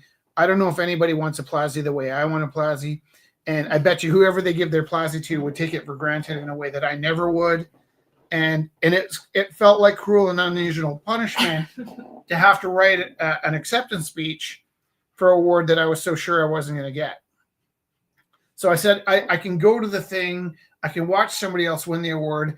I'm not sure I'd survive writing a thank you speech and then not winning. And I think actually when you see people losing poorly at those award shows, I think it's partly because they ask them to write acceptance speeches. While you're writing the acceptance speech, you've gone from like, I'm never going to win this to I think I need to win this because you've also invested in the speech. So to get out of giving the speech or writing the speech, I tried to trick them into admitting I didn't win by contacting them and saying, hey, like, I get how this is going. And, I've also seen who I'm up against. And I really appreciate that you aren't throwing me under the bus by saying, we're not giving you the award, but it'd be nice if you showed up. But I also said, it'd be kind of cool. And this kind of goes back to Saturday Night Live. I said, it'd be kind of cool if we did kind of an Andy Kaufman thing where like, maybe because I don't win the prize, I have like a giant tantrum and I run out and I smash the winner over the head with like you were in your gorilla suit. Well, I hadn't even come up with that yet, but yeah, maybe I smashed the winner over the head with this sign, a protest sign, and it like crumbles and stuff. And really, Zach, what I was doing is I was tricking them into telling me that I didn't win so that I could, make sure you give up all hopes. Okay, yeah. They're like, let me talk to my crew about that. And then they get back to me like, that actually sounds like a pretty great idea. So now I know I tricked them into telling me that I'm not going to win the prize, but I'm still showing up because they want me to show up. And we have this like thing set up where they actually said, well, we don't want you to hit the winner because it's not one of us. So we're going to put a fake thing where this other guy wins and you smash him with this styrofoam sign and it crumbles over top of him. And then we give it to the actual winner. I was like, well, that'll work too. And then, so I remember I was just sitting there in the audience, just crushed. And like, I was like, nobody wants this award. Like I want this award. And I was just freaking crushed that I had to go through this whole thing. And I really set the whole thing up to trick them into telling me I didn't win because I just felt like I couldn't cope with finding out at the award show that I didn't win. and I really had never wanted anything so much, other than like Jesse, and my family and stuff. So, just wave at me if you're still listening, because I sort of feel like maybe. Okay, good. You got the sound on. So I'm there, and I'm just like I'm literally just dying inside watching these people go up and get their words, and then they call up this whole event. I go up in my gorilla suit. I've got this styrofoam sign. They've got this kind of like stuntman who's like trying to accept the award, and I actually smashed the styrofoam over him so hard I was worried that I hurt him, because it just thunder in the I think I'd meant to score the styrofoam so it would break easier, and I didn't, and I just smashed him really hard, and it exploded everywhere. And then the gag went super well. And then as I was walking off the stage feeling incredibly sorry for myself, they announced the winner, and I just sunk down even deeper thinking like, I don't even know who that is, but there's no way they could appreciate this the way I would have. And I heard them call the winner a second time, and I'm like, that fucker didn't even show up. Sorry about my language. We'll bleep that later. And I'm like, I knew they wouldn't even show up. Nobody wants this award like I do. And the third time they called the winner, I felt somebody grab my sleeve, and I realized, guess who the winner was, Zach? Yeah. I was so heartbroken and crushed. They called my name 3 times, and I'm like literally like leave me alone. And so I went up, and I had, guess what, Zach? What? I had no speech prepared. But you know what I said? I said, you know, when I was a kid, I had these teachers that were old enough to go to Woodstock, and it seemed impossible to me that they didn't go to Woodstock. And, you know, when I see things like SCTV or Saturday Night Live or the Second City that was around when I was a kid, but I wasn't old enough to go to, it absolutely mind-boggling that people could have just walked down the street, went to a theater, and seen these people perform live. It absolutely blew my mind that people would have missed out on this experience. And I said, you know, I don't care about awards. I don't want awards, but I really wanted this award. And what blows my mind is 15, 20 years from now, people are going to look back on these Wednesday nights at the late night of the plaza, and people are going to ask themselves like, whoa, like you lived in Calgary when you had a chance to go to the late night at the plaza, and then what else would you possibly do with yourself on a Wednesday night? So the speech went pretty well. Might have been the fastest, best speech I ever wrote in my entire life. And we have a very small house, but I keep this baby with me on my most prized shelf. You got to peek. Look at this. Is my Plaza Award.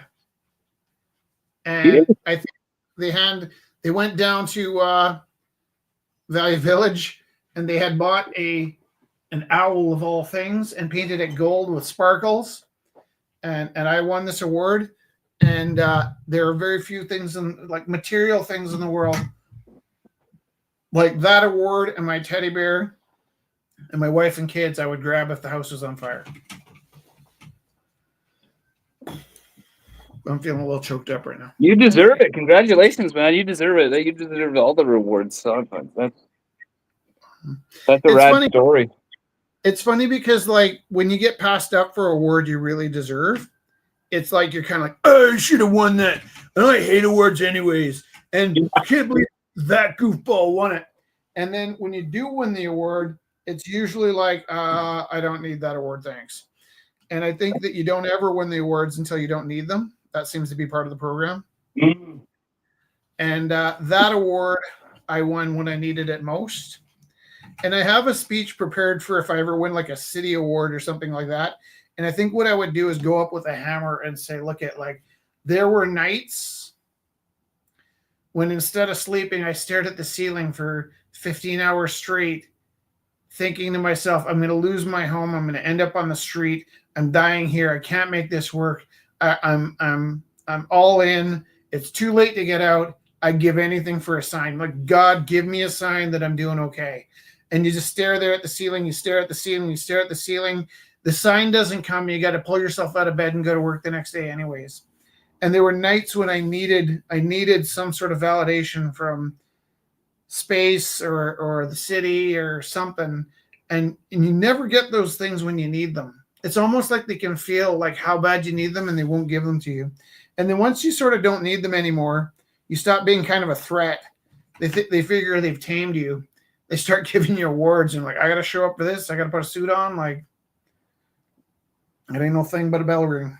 A belly ring? Yeah. I love that. I'm gonna make you an award. That's nice. It's gonna be the Snake Dragon Lady Award. That's wonderful. Yeah. You were saying yesterday, that you really like the way that the kids have responded to square canvases, and probably because of Instagram. You remember saying that? Yeah. They go crazy for them. You were right about that. And I will tell you something really strange is built into my mind as an art teacher were lessons or abuses that came to me when I was a student. And one of the abuses was to paint something in the middle of a white page and leave the white page was like a violation, like foul, you've left white on the page. And at the same time, if you were to paint white on the page, it was also a foul. So, it's kind of a double whammy that you weren't supposed to leave a white background on your page. But like those Audubon pictures where you have like a bird and it's white in the background. Yeah. Those always did have a kind of special appeal to me. Yeah. And maybe it was like a backlash that, when I grew up, the 1960s white background was passé. And so the art teachers are like, oh, you can't leave the background plain or empty.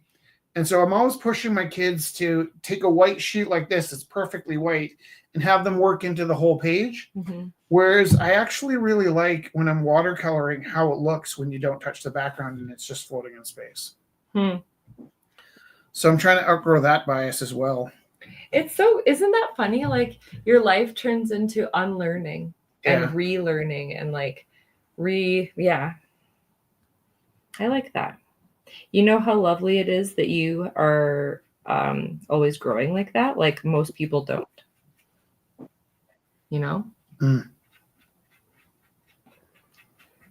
That is a beautiful thing. So I did say at 9:00 we're gonna have a mini auction. I'm gonna repost that picture again because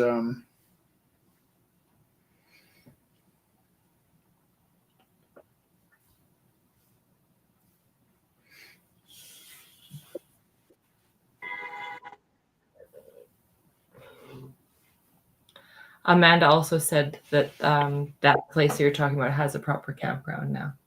It was earlier in the conversation, Lions? but I thought I should bring your attention to that. Well, I don't know if like maybe I was at the proper campground as well because it was like definitely after I left the golf course, which did I tell you the first part was at the golf course? It was only a little farther to the actual campground, and it was just that the campground wasn't so much a campground as where people would park their trucks to sleep in their truck while they were trying to like catch up on their sleep from doing some oil that was nearby. I think the oil work was in Leduc.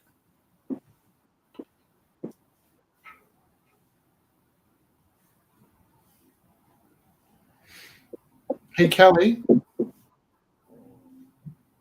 how did you so independently find the link? I shared it on the thing again. Just put it on the conversation. I am often curious about what this world looks like to people that aren't us. Know what I mean? Oh, I think people like it. No, I mean like it. I meant like the link. Like I don't know what it looks like when you don't like. There was that one week where I shared the link, and Theo seemed really agitated because I didn't share the link, and I was like, I shared it like twice, and he couldn't get in, and then I shared it the third time the exact same way, and he's like, "Oh, finally!" And I'm like, "Well, all I really did was the same thing for a third time." So sometimes I think there's like glitches. Yeah, there have been glitches actually on Facebook lately. I noticed. Yeah. Sharing stuff. I shared the feed to two different groups. Thank you. I also just got noticed that they're starting to delete our early Isle of Roux. So where they used to leave videos up forever, our current videos are up for like a couple months and then they start to take them down. It might be 90 days, I think. So it might be 90 days since our third Rumble or something like this. Or second. Should try and download them before they get taken down. Nope. They're on YouTube. They're on YouTube. Yeah. Oh yeah, there you go. They're just being deleted off of Facebook, which is fine. The only thing is that we do have like our numbers or statuses or like our details about numbers on there, but the numbers are changing and growing so much that I'm actually not too interested in how we're doing early on. And I am hoping that the crowd shifts from Facebook to YouTube. That's my one goal for this, because I'm pretty happy with everything that's going and the way it's going right now. The shift to the YouTube has been a little slow. So where we're getting exposure to, 9,000 people a week on the Facebook, it's more like 30 people a week on YouTube. It's the same show, but we're getting 8,970 people more on Facebook than we are in YouTube. So when people say to me things like, "Oh, I hate Facebook," I'm like, "Yeah, but it's like way easier to get to people right now." And I'm looking forward to emancipating ourselves from the Facebook. Emancipation. That They'll is. do the Twitch. Twitch is another one too. Yeah. We're on Twitch. We're on Twitch. We're not I don't know we're how not to meeting a use ton of it. people on But Twitch. Zuckerberg does jujitsu now. Meta's cool now. Zuckerberg's a bro. He was on Joe Rogan. No, emancipate yourselves. I'm on YouTube. So Tell me more about Joe Rogan not wanting to come to Canada. Yeah, that guy's a turkey, man. a turkey. He'd fry that guy Why do for Thanksgiving. Gobble gobble. Why do you like? Oh, I mean, no, wait. Who said I liked him? Oh, I don't know. You like the So- he likes the comedy show. I reference him a lot because he does have influence. He does have an audience. I am so sorry for assuming you liked him. I thought when you're talking about him, you liked him. That's funny. I like everyone. I'm not a hater. I like to think my gift is I can love almost everybody, but there are a handful of people I don't like. You want to know who they are?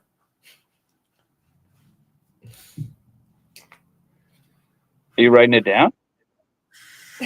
No, I know them. I know them. I don't like Jordan Peterson.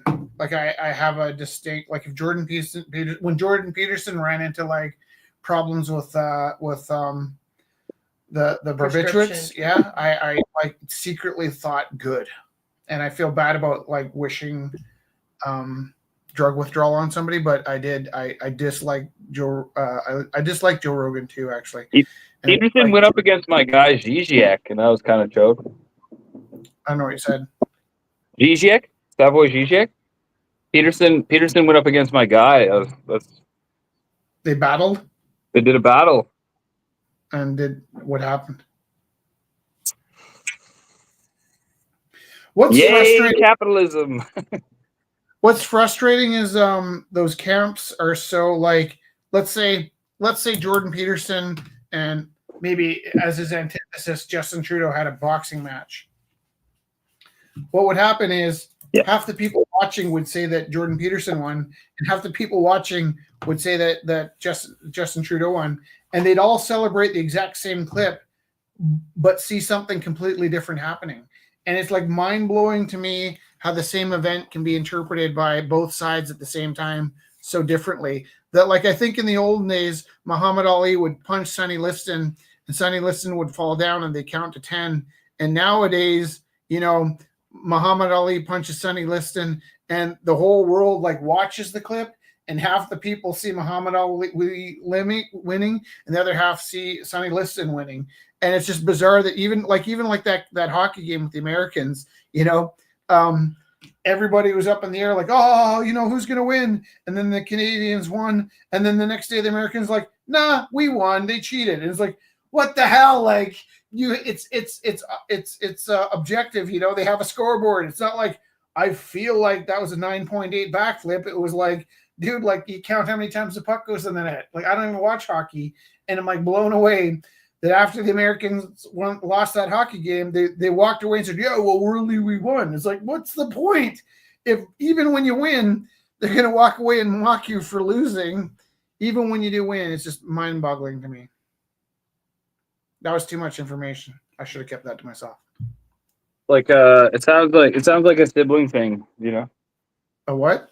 Sibling thing. You didn't let Right. me win. You didn't let me win. I don't know. Or like kids It's at my school turn with the big silver cup. Yeah. When you were a kid, did you have siblings? Yeah. On Was both that a sides. yes? Yeah, both sides.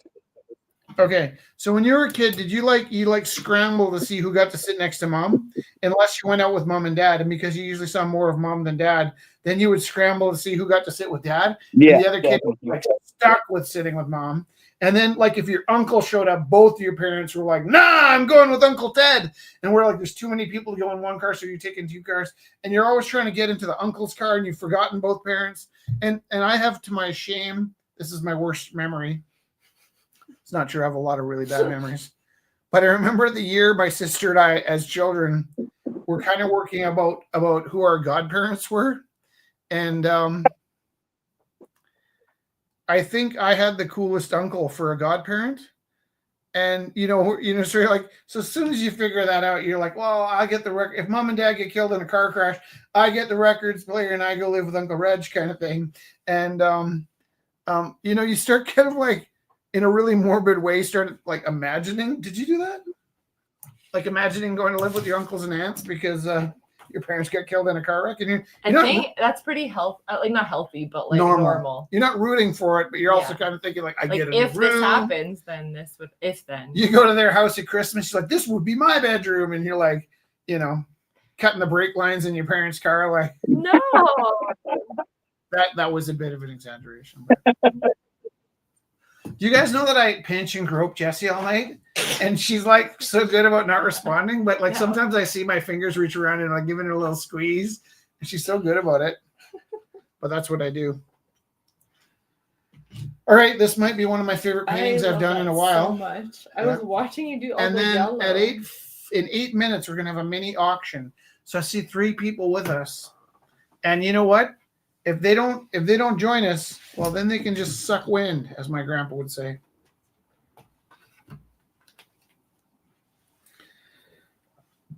Grandpa Ted. This is a weird way that I sit. I think I used to do this kind of stretching at the Rumble House. Mm-hmm. But is it the chicken dance I'm doing?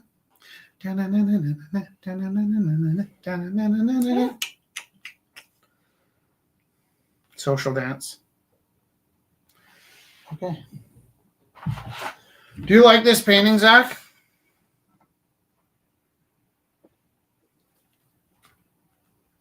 Okay. Guess what? I don't like it at all, and I don't have to pay rent anymore. So, no. What? This is. Did he say he liked it or didn't You like went, it? what? I didn't even see it. This had nothing to do with whether you liked it or not. Guaranteed. I was like, you know what? He didn't bid on that one before, did he? He bid on your Mickey Man. Oh, you didn't bid on this. No, he bid on Mickey Man. But look at this. I like this now. I'm gonna turn that into something. And I like I don't. the butterfly thing. It looks nice. Yeah, watch this, Kelly. I'm a free soul. I can do whatever I want. There was 12 years. There was 12 years where I was like, I got to make rent this month. This painting sucks. Maybe I can get some money for it. Not all the time, but there were a few times. There are a few paintings out there that I kind of wish that I could get back because I miss them. And there's a few paintings I like to get back so I could do this with them. M is for maniac. Zach, do you like this painting with I'm not Jesse's? saying. Don't show me. Don't rip it. Is that a goat? Hey, do you like Don't rip it. it? It needs something else though. Yeah. I have the What- worst setup, you guys. I have the absolute worst podcast setup in No, history. Not so no. bad. You know what will be the worst is a guillotine.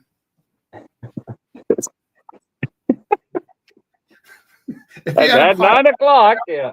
and in between you and the canvas was a guillotine, and it randomly dropped every 10 minutes. Within a 10-minute span, it dropped once every 10 minutes. Oh, And while you're painting, you have to keep the feed going, and you also have to keep your hands out of the way.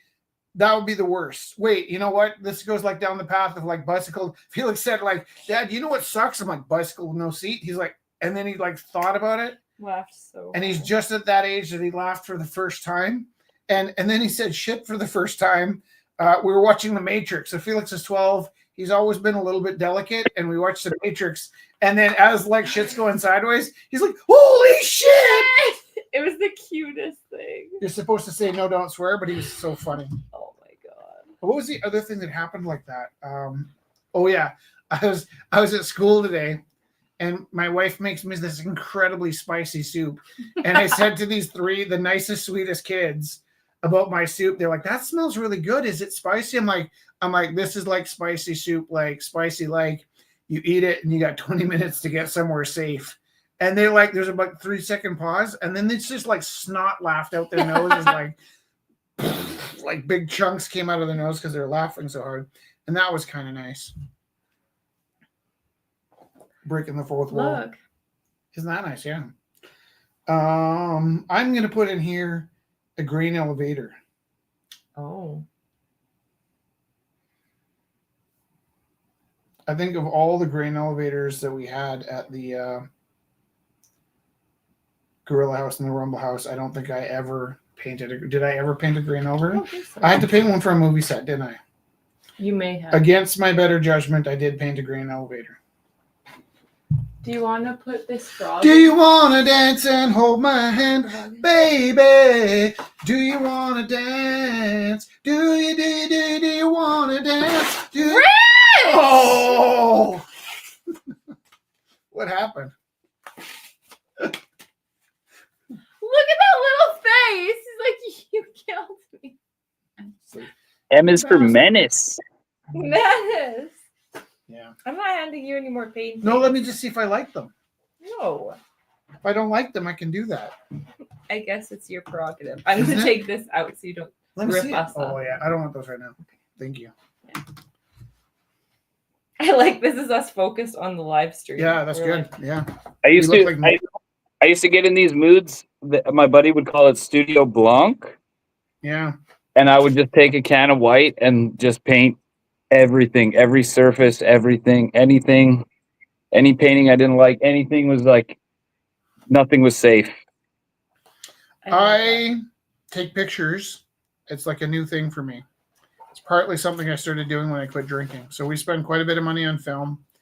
I was initially taking instant photos, and then I moved to 35 mil. 35 mil. And every now and then, in a super indulgent manner, I'll go out and take pictures on my instant camera again.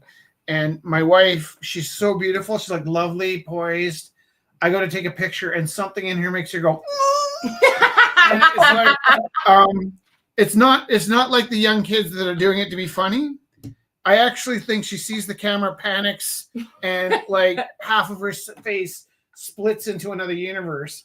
And I get so mad because she'll be just sitting there contemplating. I'm like, I'm gonna take that photo. Nah, she's gonna move. I'm gonna take that photo. Nah, she's gonna move. Nah, I'm gonna and then I go to take it, and she's and I get mad because the instant film's a little bit more expensive. I'm like, with the old Polaroid, I was like, that's $4 we'll never get back. And for the first time ever, even though she did her manic goofy move right before I took the photo, I was like, you just ruined the best photo ever. It so happened that she only half moved before the picture went off. And I ended up with an even more interesting photo than Right. than what I tried to take a picture of. Like the moment right after she looked beautiful and right before she turned into a goat, there's this like moment of like precognition. It's just amazing. And so I took this photo to school. I have this giant canvas, and I thought what I'd do was slowly work on a painting when I had some spare time at school so the kids could see it evolve in slow process. And I taped the picture to the top of this giant canvas. I grabbed a piece of charcoal. I put like 25 lines down.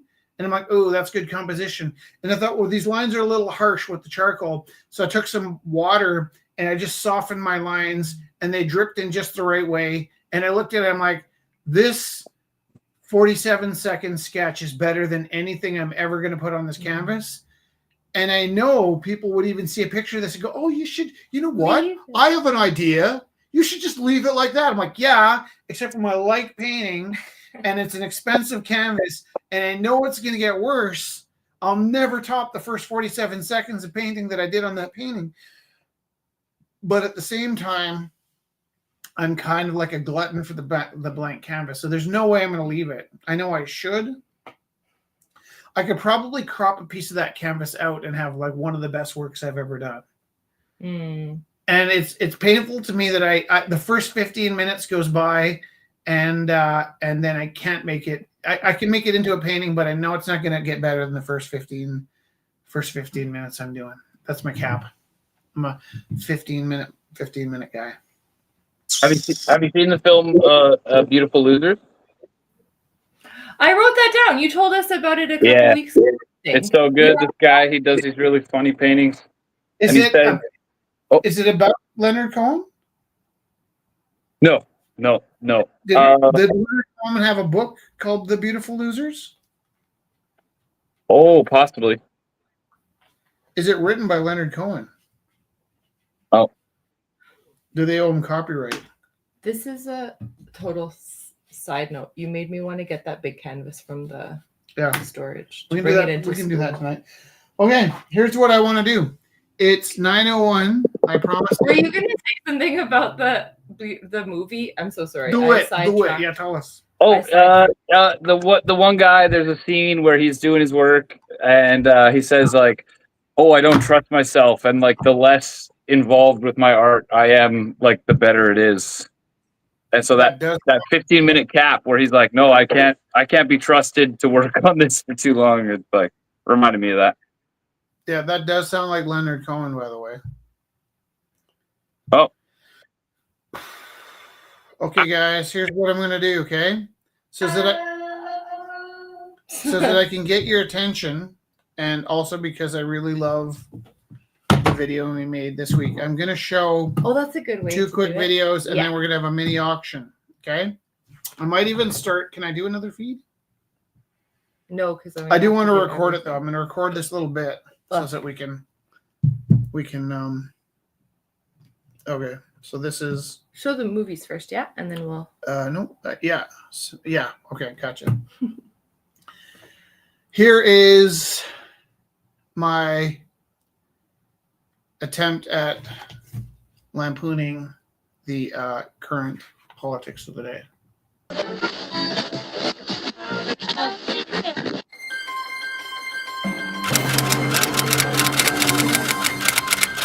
Hello, I am Phil Butterhead, and I am here with Renard McFox.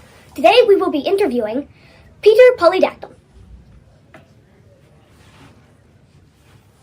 Hey, Peter.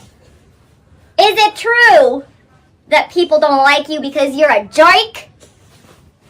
Renard, you old fucks. What's your first initial? R. I know you are, but what am I? Mr. Polydactyl, many people say that your numbers don't add up. It takes 2 to know 1.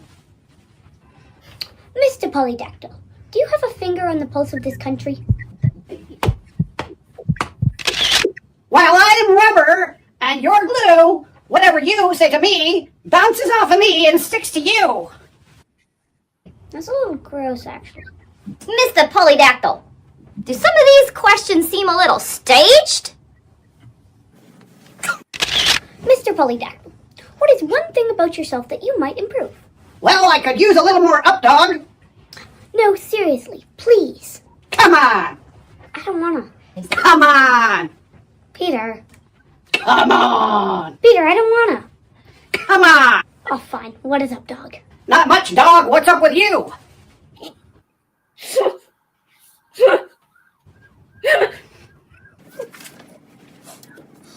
Mr. Polydactyl, what would you say if I told you my own mother, who served 36 years as a civil servant, has been reduced to buying even her shoes at a second-hand surplus store? Your mother wears army boots. Mr. Polydactyl, with all due respect, I think your answers have been deflective, childish, and frankly, kind of rude, sir. I'm feeling low. I've had to move back home after cuts to the national radio service and the rising cost of housing. As my Uncle John would say, you're ugly and your mother dresses you funny.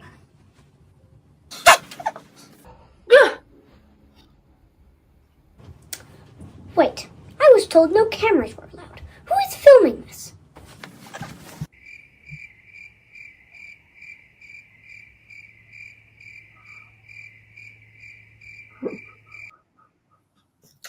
It goes by pretty fast. You blink and you miss it. Or maybe it feels like that took forever. I'm going to show one more video and then we're going to have a mini auction. Ready? Lost Hero X number 13. Enter Plutus. Da, da, da.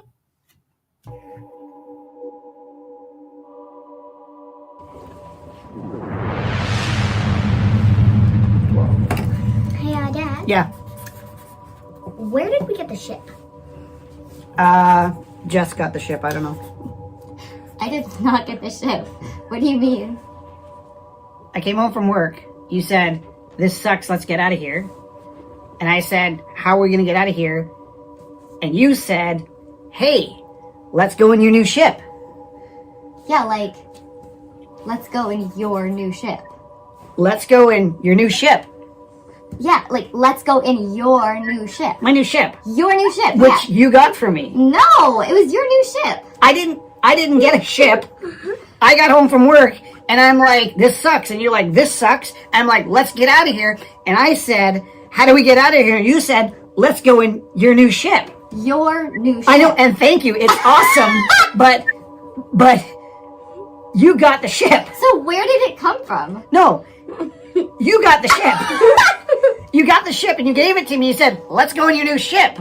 In your new Listen to my, in my your yeah, exactly. your Your new new ship. Thank you. It was amazing. Like when you got me the motorcycle. Like, let's go for a ride on your new motorcycle. Like that. Okay,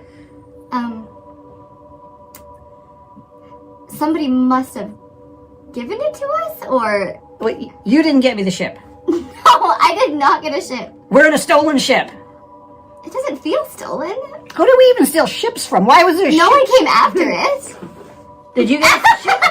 Did you steal the ship?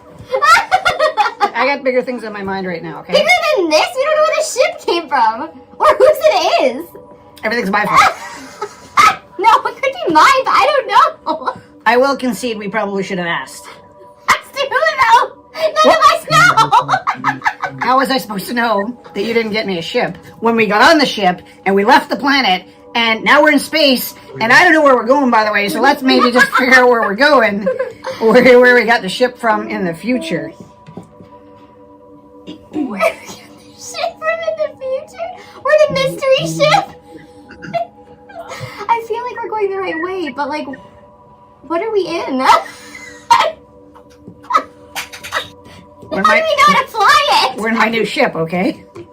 We are in your new ship. How does anything work here? I think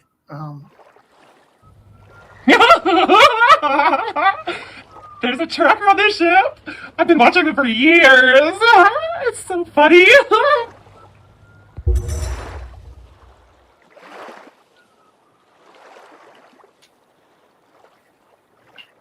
I don't know. 23.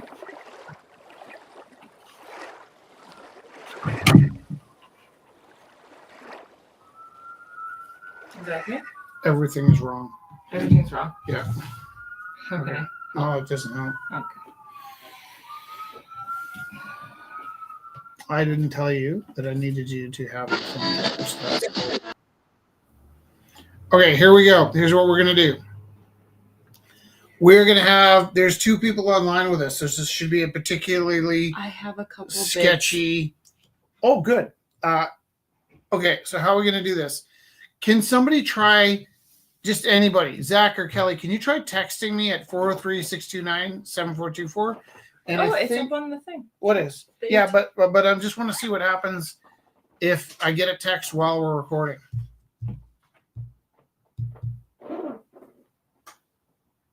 I can't help. No, yeah, you're using both. Kelly, can you? There. Oh, it does come up. Okay, that works. Oh, I can't do that though. Okay, thank you, Kelly. That worked. Don't touch the screen, but we can see if something comes up. Okay. Yeah, we can see. Is it still recording, or do I got to start again? Starting again. Okay. I won't. Did it stop recording when the text came in? I don't think so. It didn't stop when the Don't text touch my came in. screen, I won't okay? touch it. Okay. Yeah. So you have some bids for what? I told because Mom visits Grandma now on Wednesdays. Yeah. So I showed her mine, and so Did you tell her we're having an auction? Yeah, for a friend, and so these 2 are going for $100. $100, and then in what denomination? Can they be gift cards? Anything. She just wanted to help. So we have a bid for $100 Those to. Okay. watercolors. A good friend of ours lost their spouse, Yeah. and the probably in the worst way. And so we don't want to give away too many details, but we do know that like a lot of people are suffering, Mm-hmm. and whatever. Like so, I think a gift card is the way to go. Sure. So I'm going to say opening bid of $100 for these 2 pieces. In the like maybe would be like a Safeway gift card or or Superstore. Superstore. $100. Ask her. No, I think if your mom could pick a gift card of her choosing, okay. and bid $100 for these 2 pieces, and then we're not even going to tell. I don't think our friend is in the right mind to watch the live feed right now. I think it's kind of a rough time, so they won't even know it came from us. That's nice. So don't tell anybody. And we're just going to drop it in the mail, and gift cards will come in the mail. Isn't that nice? Yeah. That's really Okay. And then if you know that if you send us gift cards, and I guess that doesn't prove that we're not spending them ourselves. I'm not sure how to like double back and make sure people don't think we're like us. I think 12 years of Rumble House has built some street cred. Okay. Feel like so $100 gift card that we're going to donate to this friend of ours who lost a partner. $100 going once, $100 going twice, $100 going 3 times, and for an auction of 2 people, I think we're doing okay. Sold. And bam. Where's your Mickey Man? Mickey Man. Zach has a $1 on Mickey Man. $1 bid for the creepiest. It also glows on the dark. Yeah. So, and I'm not even talking black light. It's night glow. So when you now Mickey's not night glow. So when you turn the lights out, you will not be facing the personification. It's like the shadow of Mickey Man. Yeah. Mickey Man. So it came from a class assignment where I was talking to the kids about maximalism and minimalism, and I also had explained to them that I just happened to cross painting Mickey Man before. And for some reason, look, you can see it really is $10. It really $50. $50 in the form of a gift card. Yep. Yep. Maybe what would be good is would Walmart work? Okay. Yeah, I like that. Yeah. So if you want to bid a higher than $50 for a gift card for our friend, Zach's got this one at $50 going once. Where's my hand? There it is. Nope, no hand. There we go. $50 going twice. $50 going 3 times. If you want to bid, text 403-629-7424. And if you want to comment in the side there, that works even better because we've got the same phone videotaping this as that we can. So people will feel bad that they were missing out. All right, look at this baby. Right? Who can live without this? The Gorgon. I love that. Opening bid for this would be a $10 gift card. Would Netflix be an interesting gift card? Like if you're like, I feel like it would depend on okay, the let's person. stick with groceries and or art supplies. maybe something from a cycling store, but a $10. Do I get a bid for $10? I kind of like this one. I like that. Yeah. How about we give a $50 gift card? You for that? bid $50 on this one. I'm pretty Yeah. happy with that. Yeah. Yep. Since it's a portrait of me. Everybody thinks you're joking, but as soon as we go off the live feed, you Like Men in Black. And then like Thursday, she's like, I'm so excited for the weekend. We're going to have the best weekend. Everything's going to be perfect. I can't wait to cook and play and have a nice time in the weekend. And then we get home on the way. You didn't take your shoes off at the door. Kelly, are you auctioning off your Seashell? seashell? She sells a seashell on the Isle of Roux. What is your opening bid? $30, and half will go to the person. Okay, so a $7 gift card for our friend and $30 that you'll send directly to Kelly because we're not dealing with taxes anymore. We don't want any money for ourselves. We're anti-money. And I mean, can you imagine if Revenue Canada came after me for getting gift cards for somebody that just That'd be lost their hilarious. spouse? So it's a trinket dish. You put your rings on it. Yeah, That's really cute. yeah, $30. We don't actually have an audience right now, so it's a tough sell. But I'm gonna give it a minute or two. I like the idea of thousands of people seeing their opportunity And missing out, throughout yeah. the week. Yeah. Is that evil? Evil of me? That's so cute, Okay. Kelly. We'll keep it going for a little bit here. So that is super cute. And If you want to bid, 403-629-7424. That's 403-629-7424.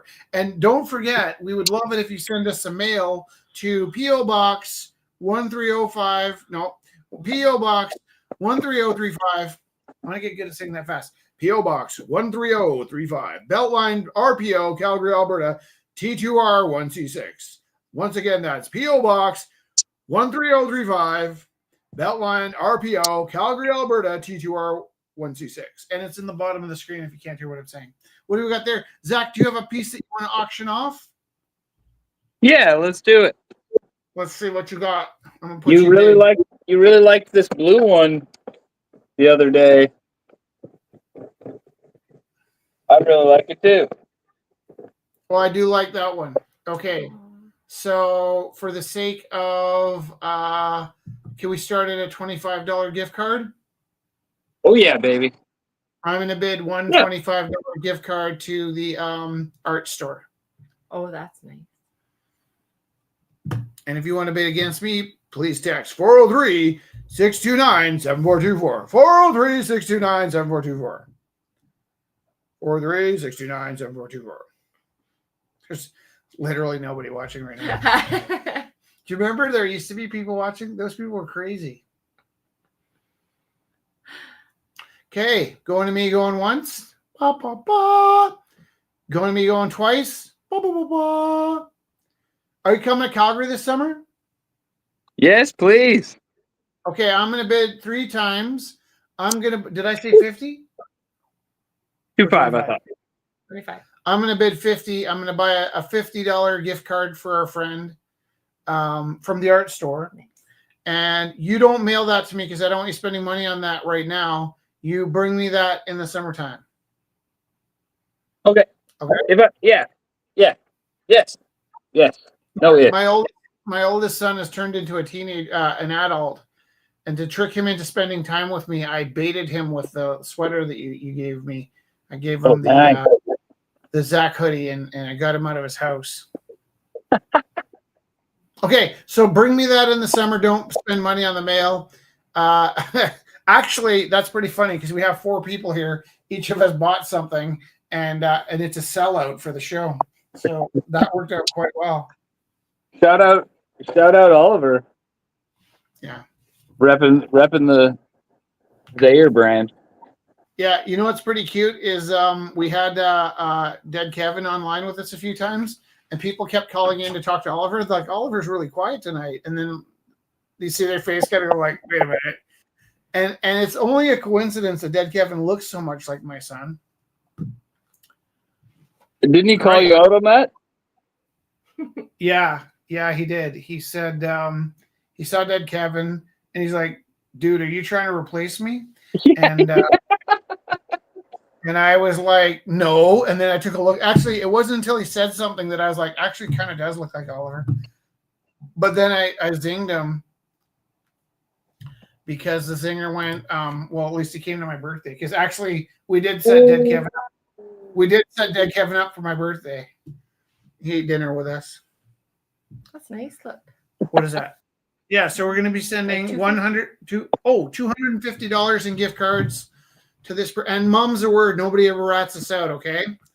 She's going to get surprises in the mail, and it's a secret. That's really nice. The best. That is really, really lovely. And if you want to mail more gift cards, please identify it for how can we word it? If somebody, are we asking them to mail them to us and then we're dropping them off for her? Is that the idea? Ooh, it hadn't occurred to me that people might watch online after and then send gift cards, because then the show gets kind of sketchy, right? Like, well, there might be we're just giving the gift cards to people. There might be new viewers going like, this sounds like a hustle. So you use your own heart. I would suggest, if you're watching this after the fact and you feel like sending a gift card to our friend, please keep. I love that. Please keep the Hey, Zach. Yeah. How nice is it to be part of the Isle of Roux? I'm so happy to be here. Thank you for having me. Guess what the population of the Isle of Roux is right now? I thought, is that 4? Is this a trick question? Well, no, I mean like if in Mr. Rogers' neighborhood, there must have been like 30 people, right? Yeah.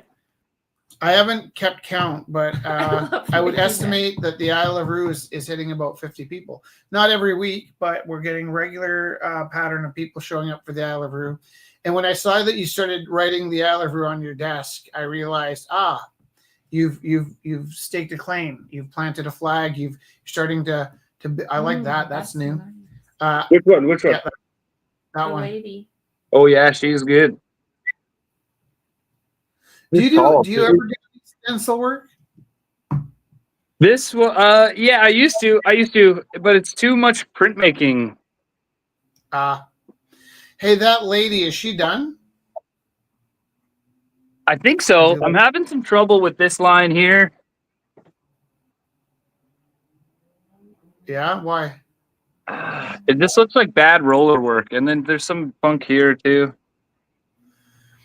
But she's nice. She's nice. You know what I like about it is there's a concept in art that I struggle to teach the kids all the time called closure. Mm-hmm. And when you're able to show that she might have a gray shirt on standing in front of a gray wall, those parts that you'll leave out are what become so essential, right? Right. It's such a balancing act. Yeah. Because you don't want her to look decapitated, and she doesn't in any way. Right. No. Yeah, it looks good. Yeah. Yeah. I got some weird shadow in here, but it could be auctioned off. Do you want to show some of our other work? So we do have 2 new letters. If anyone likes the goat, let us know. Yeah, or else, you know what we're doing is we're starting to stockpile the work we've done with the Isle of Roux, and as we get mail, we're mailing things out to people. Can I show some of my other things? And so as we grow from week to week, I'm hoping more and more mail shows up, because if you send us a letter, we'll mail you back a painting. I think that's the thing. Like, when you're talking about it being sketchy, I really feel like if you're not watching it live, then you know we're talking to the people live. And if you're not watching it live, you can always message us, because that's really what's happened in the past is people have messaged us, and we've sent out some paintings after. Oh, you got them! That's so fun. We've sent out paintings after the fact. I'm not crazy about this. Sorry. Did you see Amanda said chaos energy tonight? Yeah. I love that. The plant people's going to somebody. I think there's a piece coming in the mail in exchange for that one. Yeah. This is us at the Barumbo. And a motorcycle. I don't want a nickel. Somebody wrote something nice about this. I don't know if they knew it was my teddy bear.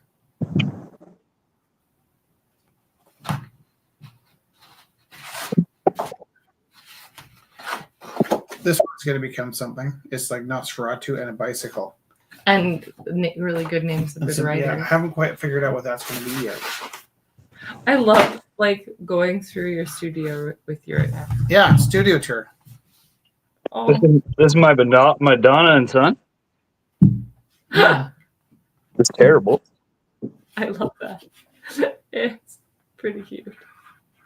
That's interesting because I just realized and I don't even think I think it's more of a coincidence or maybe like a theme, but I just realized the song Like a Virgin by Madonna was a song about a virgin.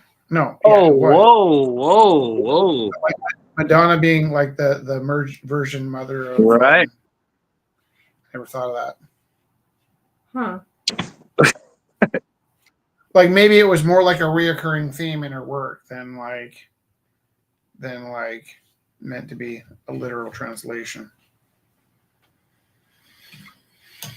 I remember going to see that movie about Madonna and her show, and then Kevin Costner showed up with his kids, and he's like, "Yeah, that show was really neat." And then she got like so offended, she's like, "Yeah, my show's neat. Kevin Costner thinks my show is neat," and it was like so bitter. And I think I hadn't made my mind up about Madonna. I wasn't that particularly interested in her, but I remember, I think I got dragged. Actually, I told you earlier about how I ended up at the restaurant, and the girl I was dating thought we should dine and dash, which I think is the worst thing, by the way. Maybe not the worst thing, but right up there. Stealing from people working. And she dragged me to see that Madonna film, and I remember watching that scene, which I thought lacked grace, you know, because she didn't need to include that shot in the film. It was straight up clown. Yeah, that's right. Yeah.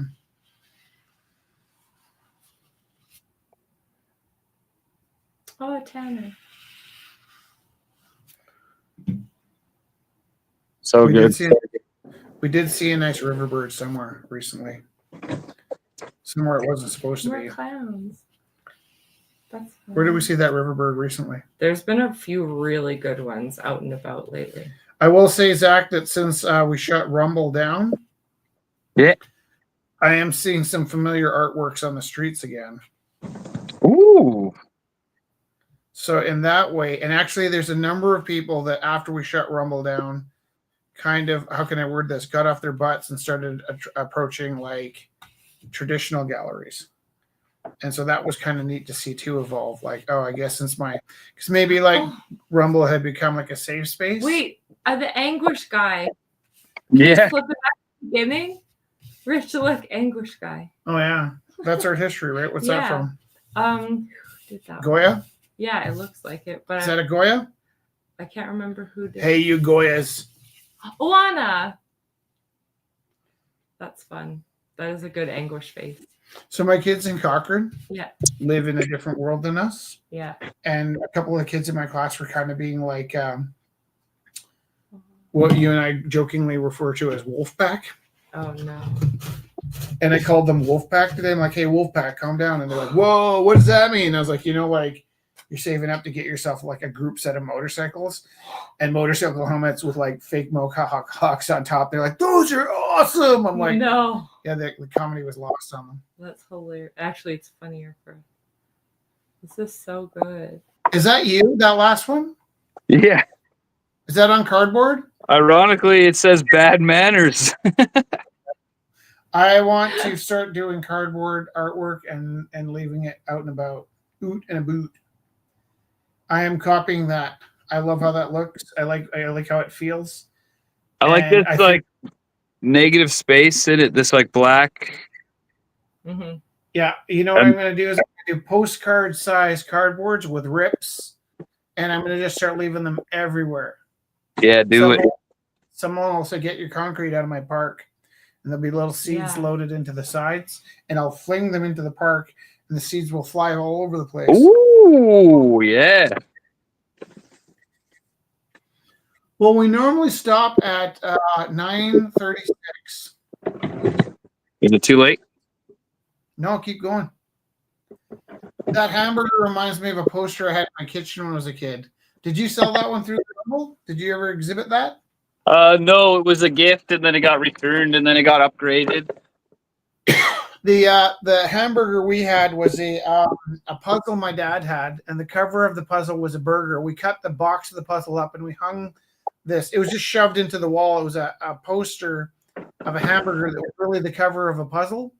And for some reason, I got this wacky idea that I took the Hubba Bubba gum out of my mouth and I threw it across the room, and it stuck to the Oh, look at that! That's a good one. Fire. That's a favorite. That's a favorite of mine. It's weird. I was writing out loud the other day onto the social media that I find I quite like this Mark Carney guy, and some of my like fascist friends started like lashing out, like, "What are you, some kind of communist?" And I was like, Have you met me? "Yeah." Like I started out that way. Shake of your head. I went from communist to Socialist, but maybe back. monk. Oh, I like that too.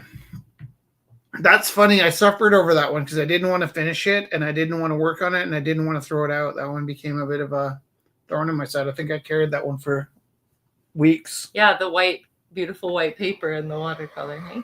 Yeah, it's safe. It's safe here. It's in the collection.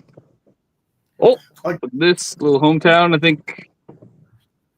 You know what I like about that is the color, because you really nailed that feeling when the sky's kind of gray and slack. Yeah. And the lights hitting the buildings and they all light up, and you've got the gold lit buildings and the dead gray sky. Yeah. Thank That's you. my Yeah, favorite. it's like I've been there. Yeah. How do you identify in Vancouver? Do you still think of yourself as an Albertan who's slumming in Vancouver, or have you moved in and you judge Albertans? Like, how do you feel? Like, are you an insider or an outsider? Yeah, it's hard for anybody to exist here. No one's from here. Yeah. So, nobody's from here, so I think we're all feeling the same in that, Yeah. Yeah. And so I don't know, I think there was a film about New York. Yeah. And the guys were having the tea or something, and they said, like, you're a prisoner and the gatekeeper. Right. So I feel like Vancouver, I have some interesting takes on Vancouver. It's a small town. No one understands. This place is so small. Yeah. Oh, that's lovely. How's the rent these days? Is it leveled out a bit? I grandfathered something sweet. I can't even tell you what I pay here. Yeah. It's so nice. Yeah. Well, we're trying to move on. I think we're gonna head north. Where are you going? I don't know if I should tell you, because then everyone will want to go. You should tell us. Tell us. So We're gonna move. We're gonna move to Whistler.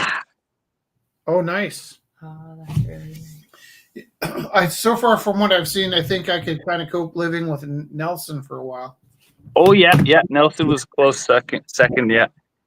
You know what happens to me though is I get caught up in the pattern of movement, and if I live in a place where there isn't enough space for me to stretch my legs, and I'm not a hiker, right? Like, to me, all the trees look the same. So I think if I lived in Nelson, I could go like a good summer and be really interested in exploring all the alleys and stuff. By the end of the first summer, I'd have seen the whole town. I'd be kind of sick of it.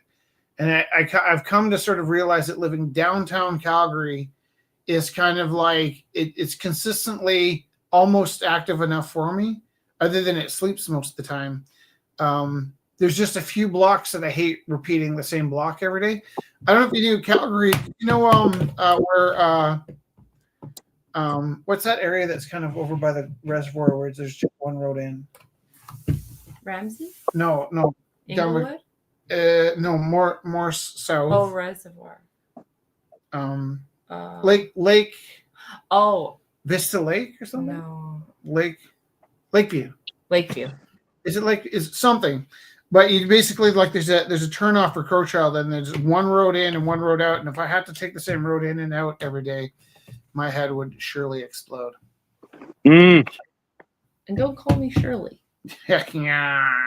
Okay, we're going off in 2 minutes. That's pretty. That is nice. What genius did that? I gotta That- hang you the should- studio outside, right? You should jam that into the corner. Even if you move out, like jam it in and see if it stays. Yeah. Oh, I'm gonna put it outside for sure. Yeah, on a tree. Yeah. City Hall, Vancouver City Hall. Actually, if you could affix that to the public library, I would love that. Oh, cool. That's a cool idea. I will be taking my high school kids to Vancouver on a field trip next year. So if you want to, like, maybe this Cool. summer plant some stuff, Yeah. and then I can take them on a field trip, and we'll have like Art walk?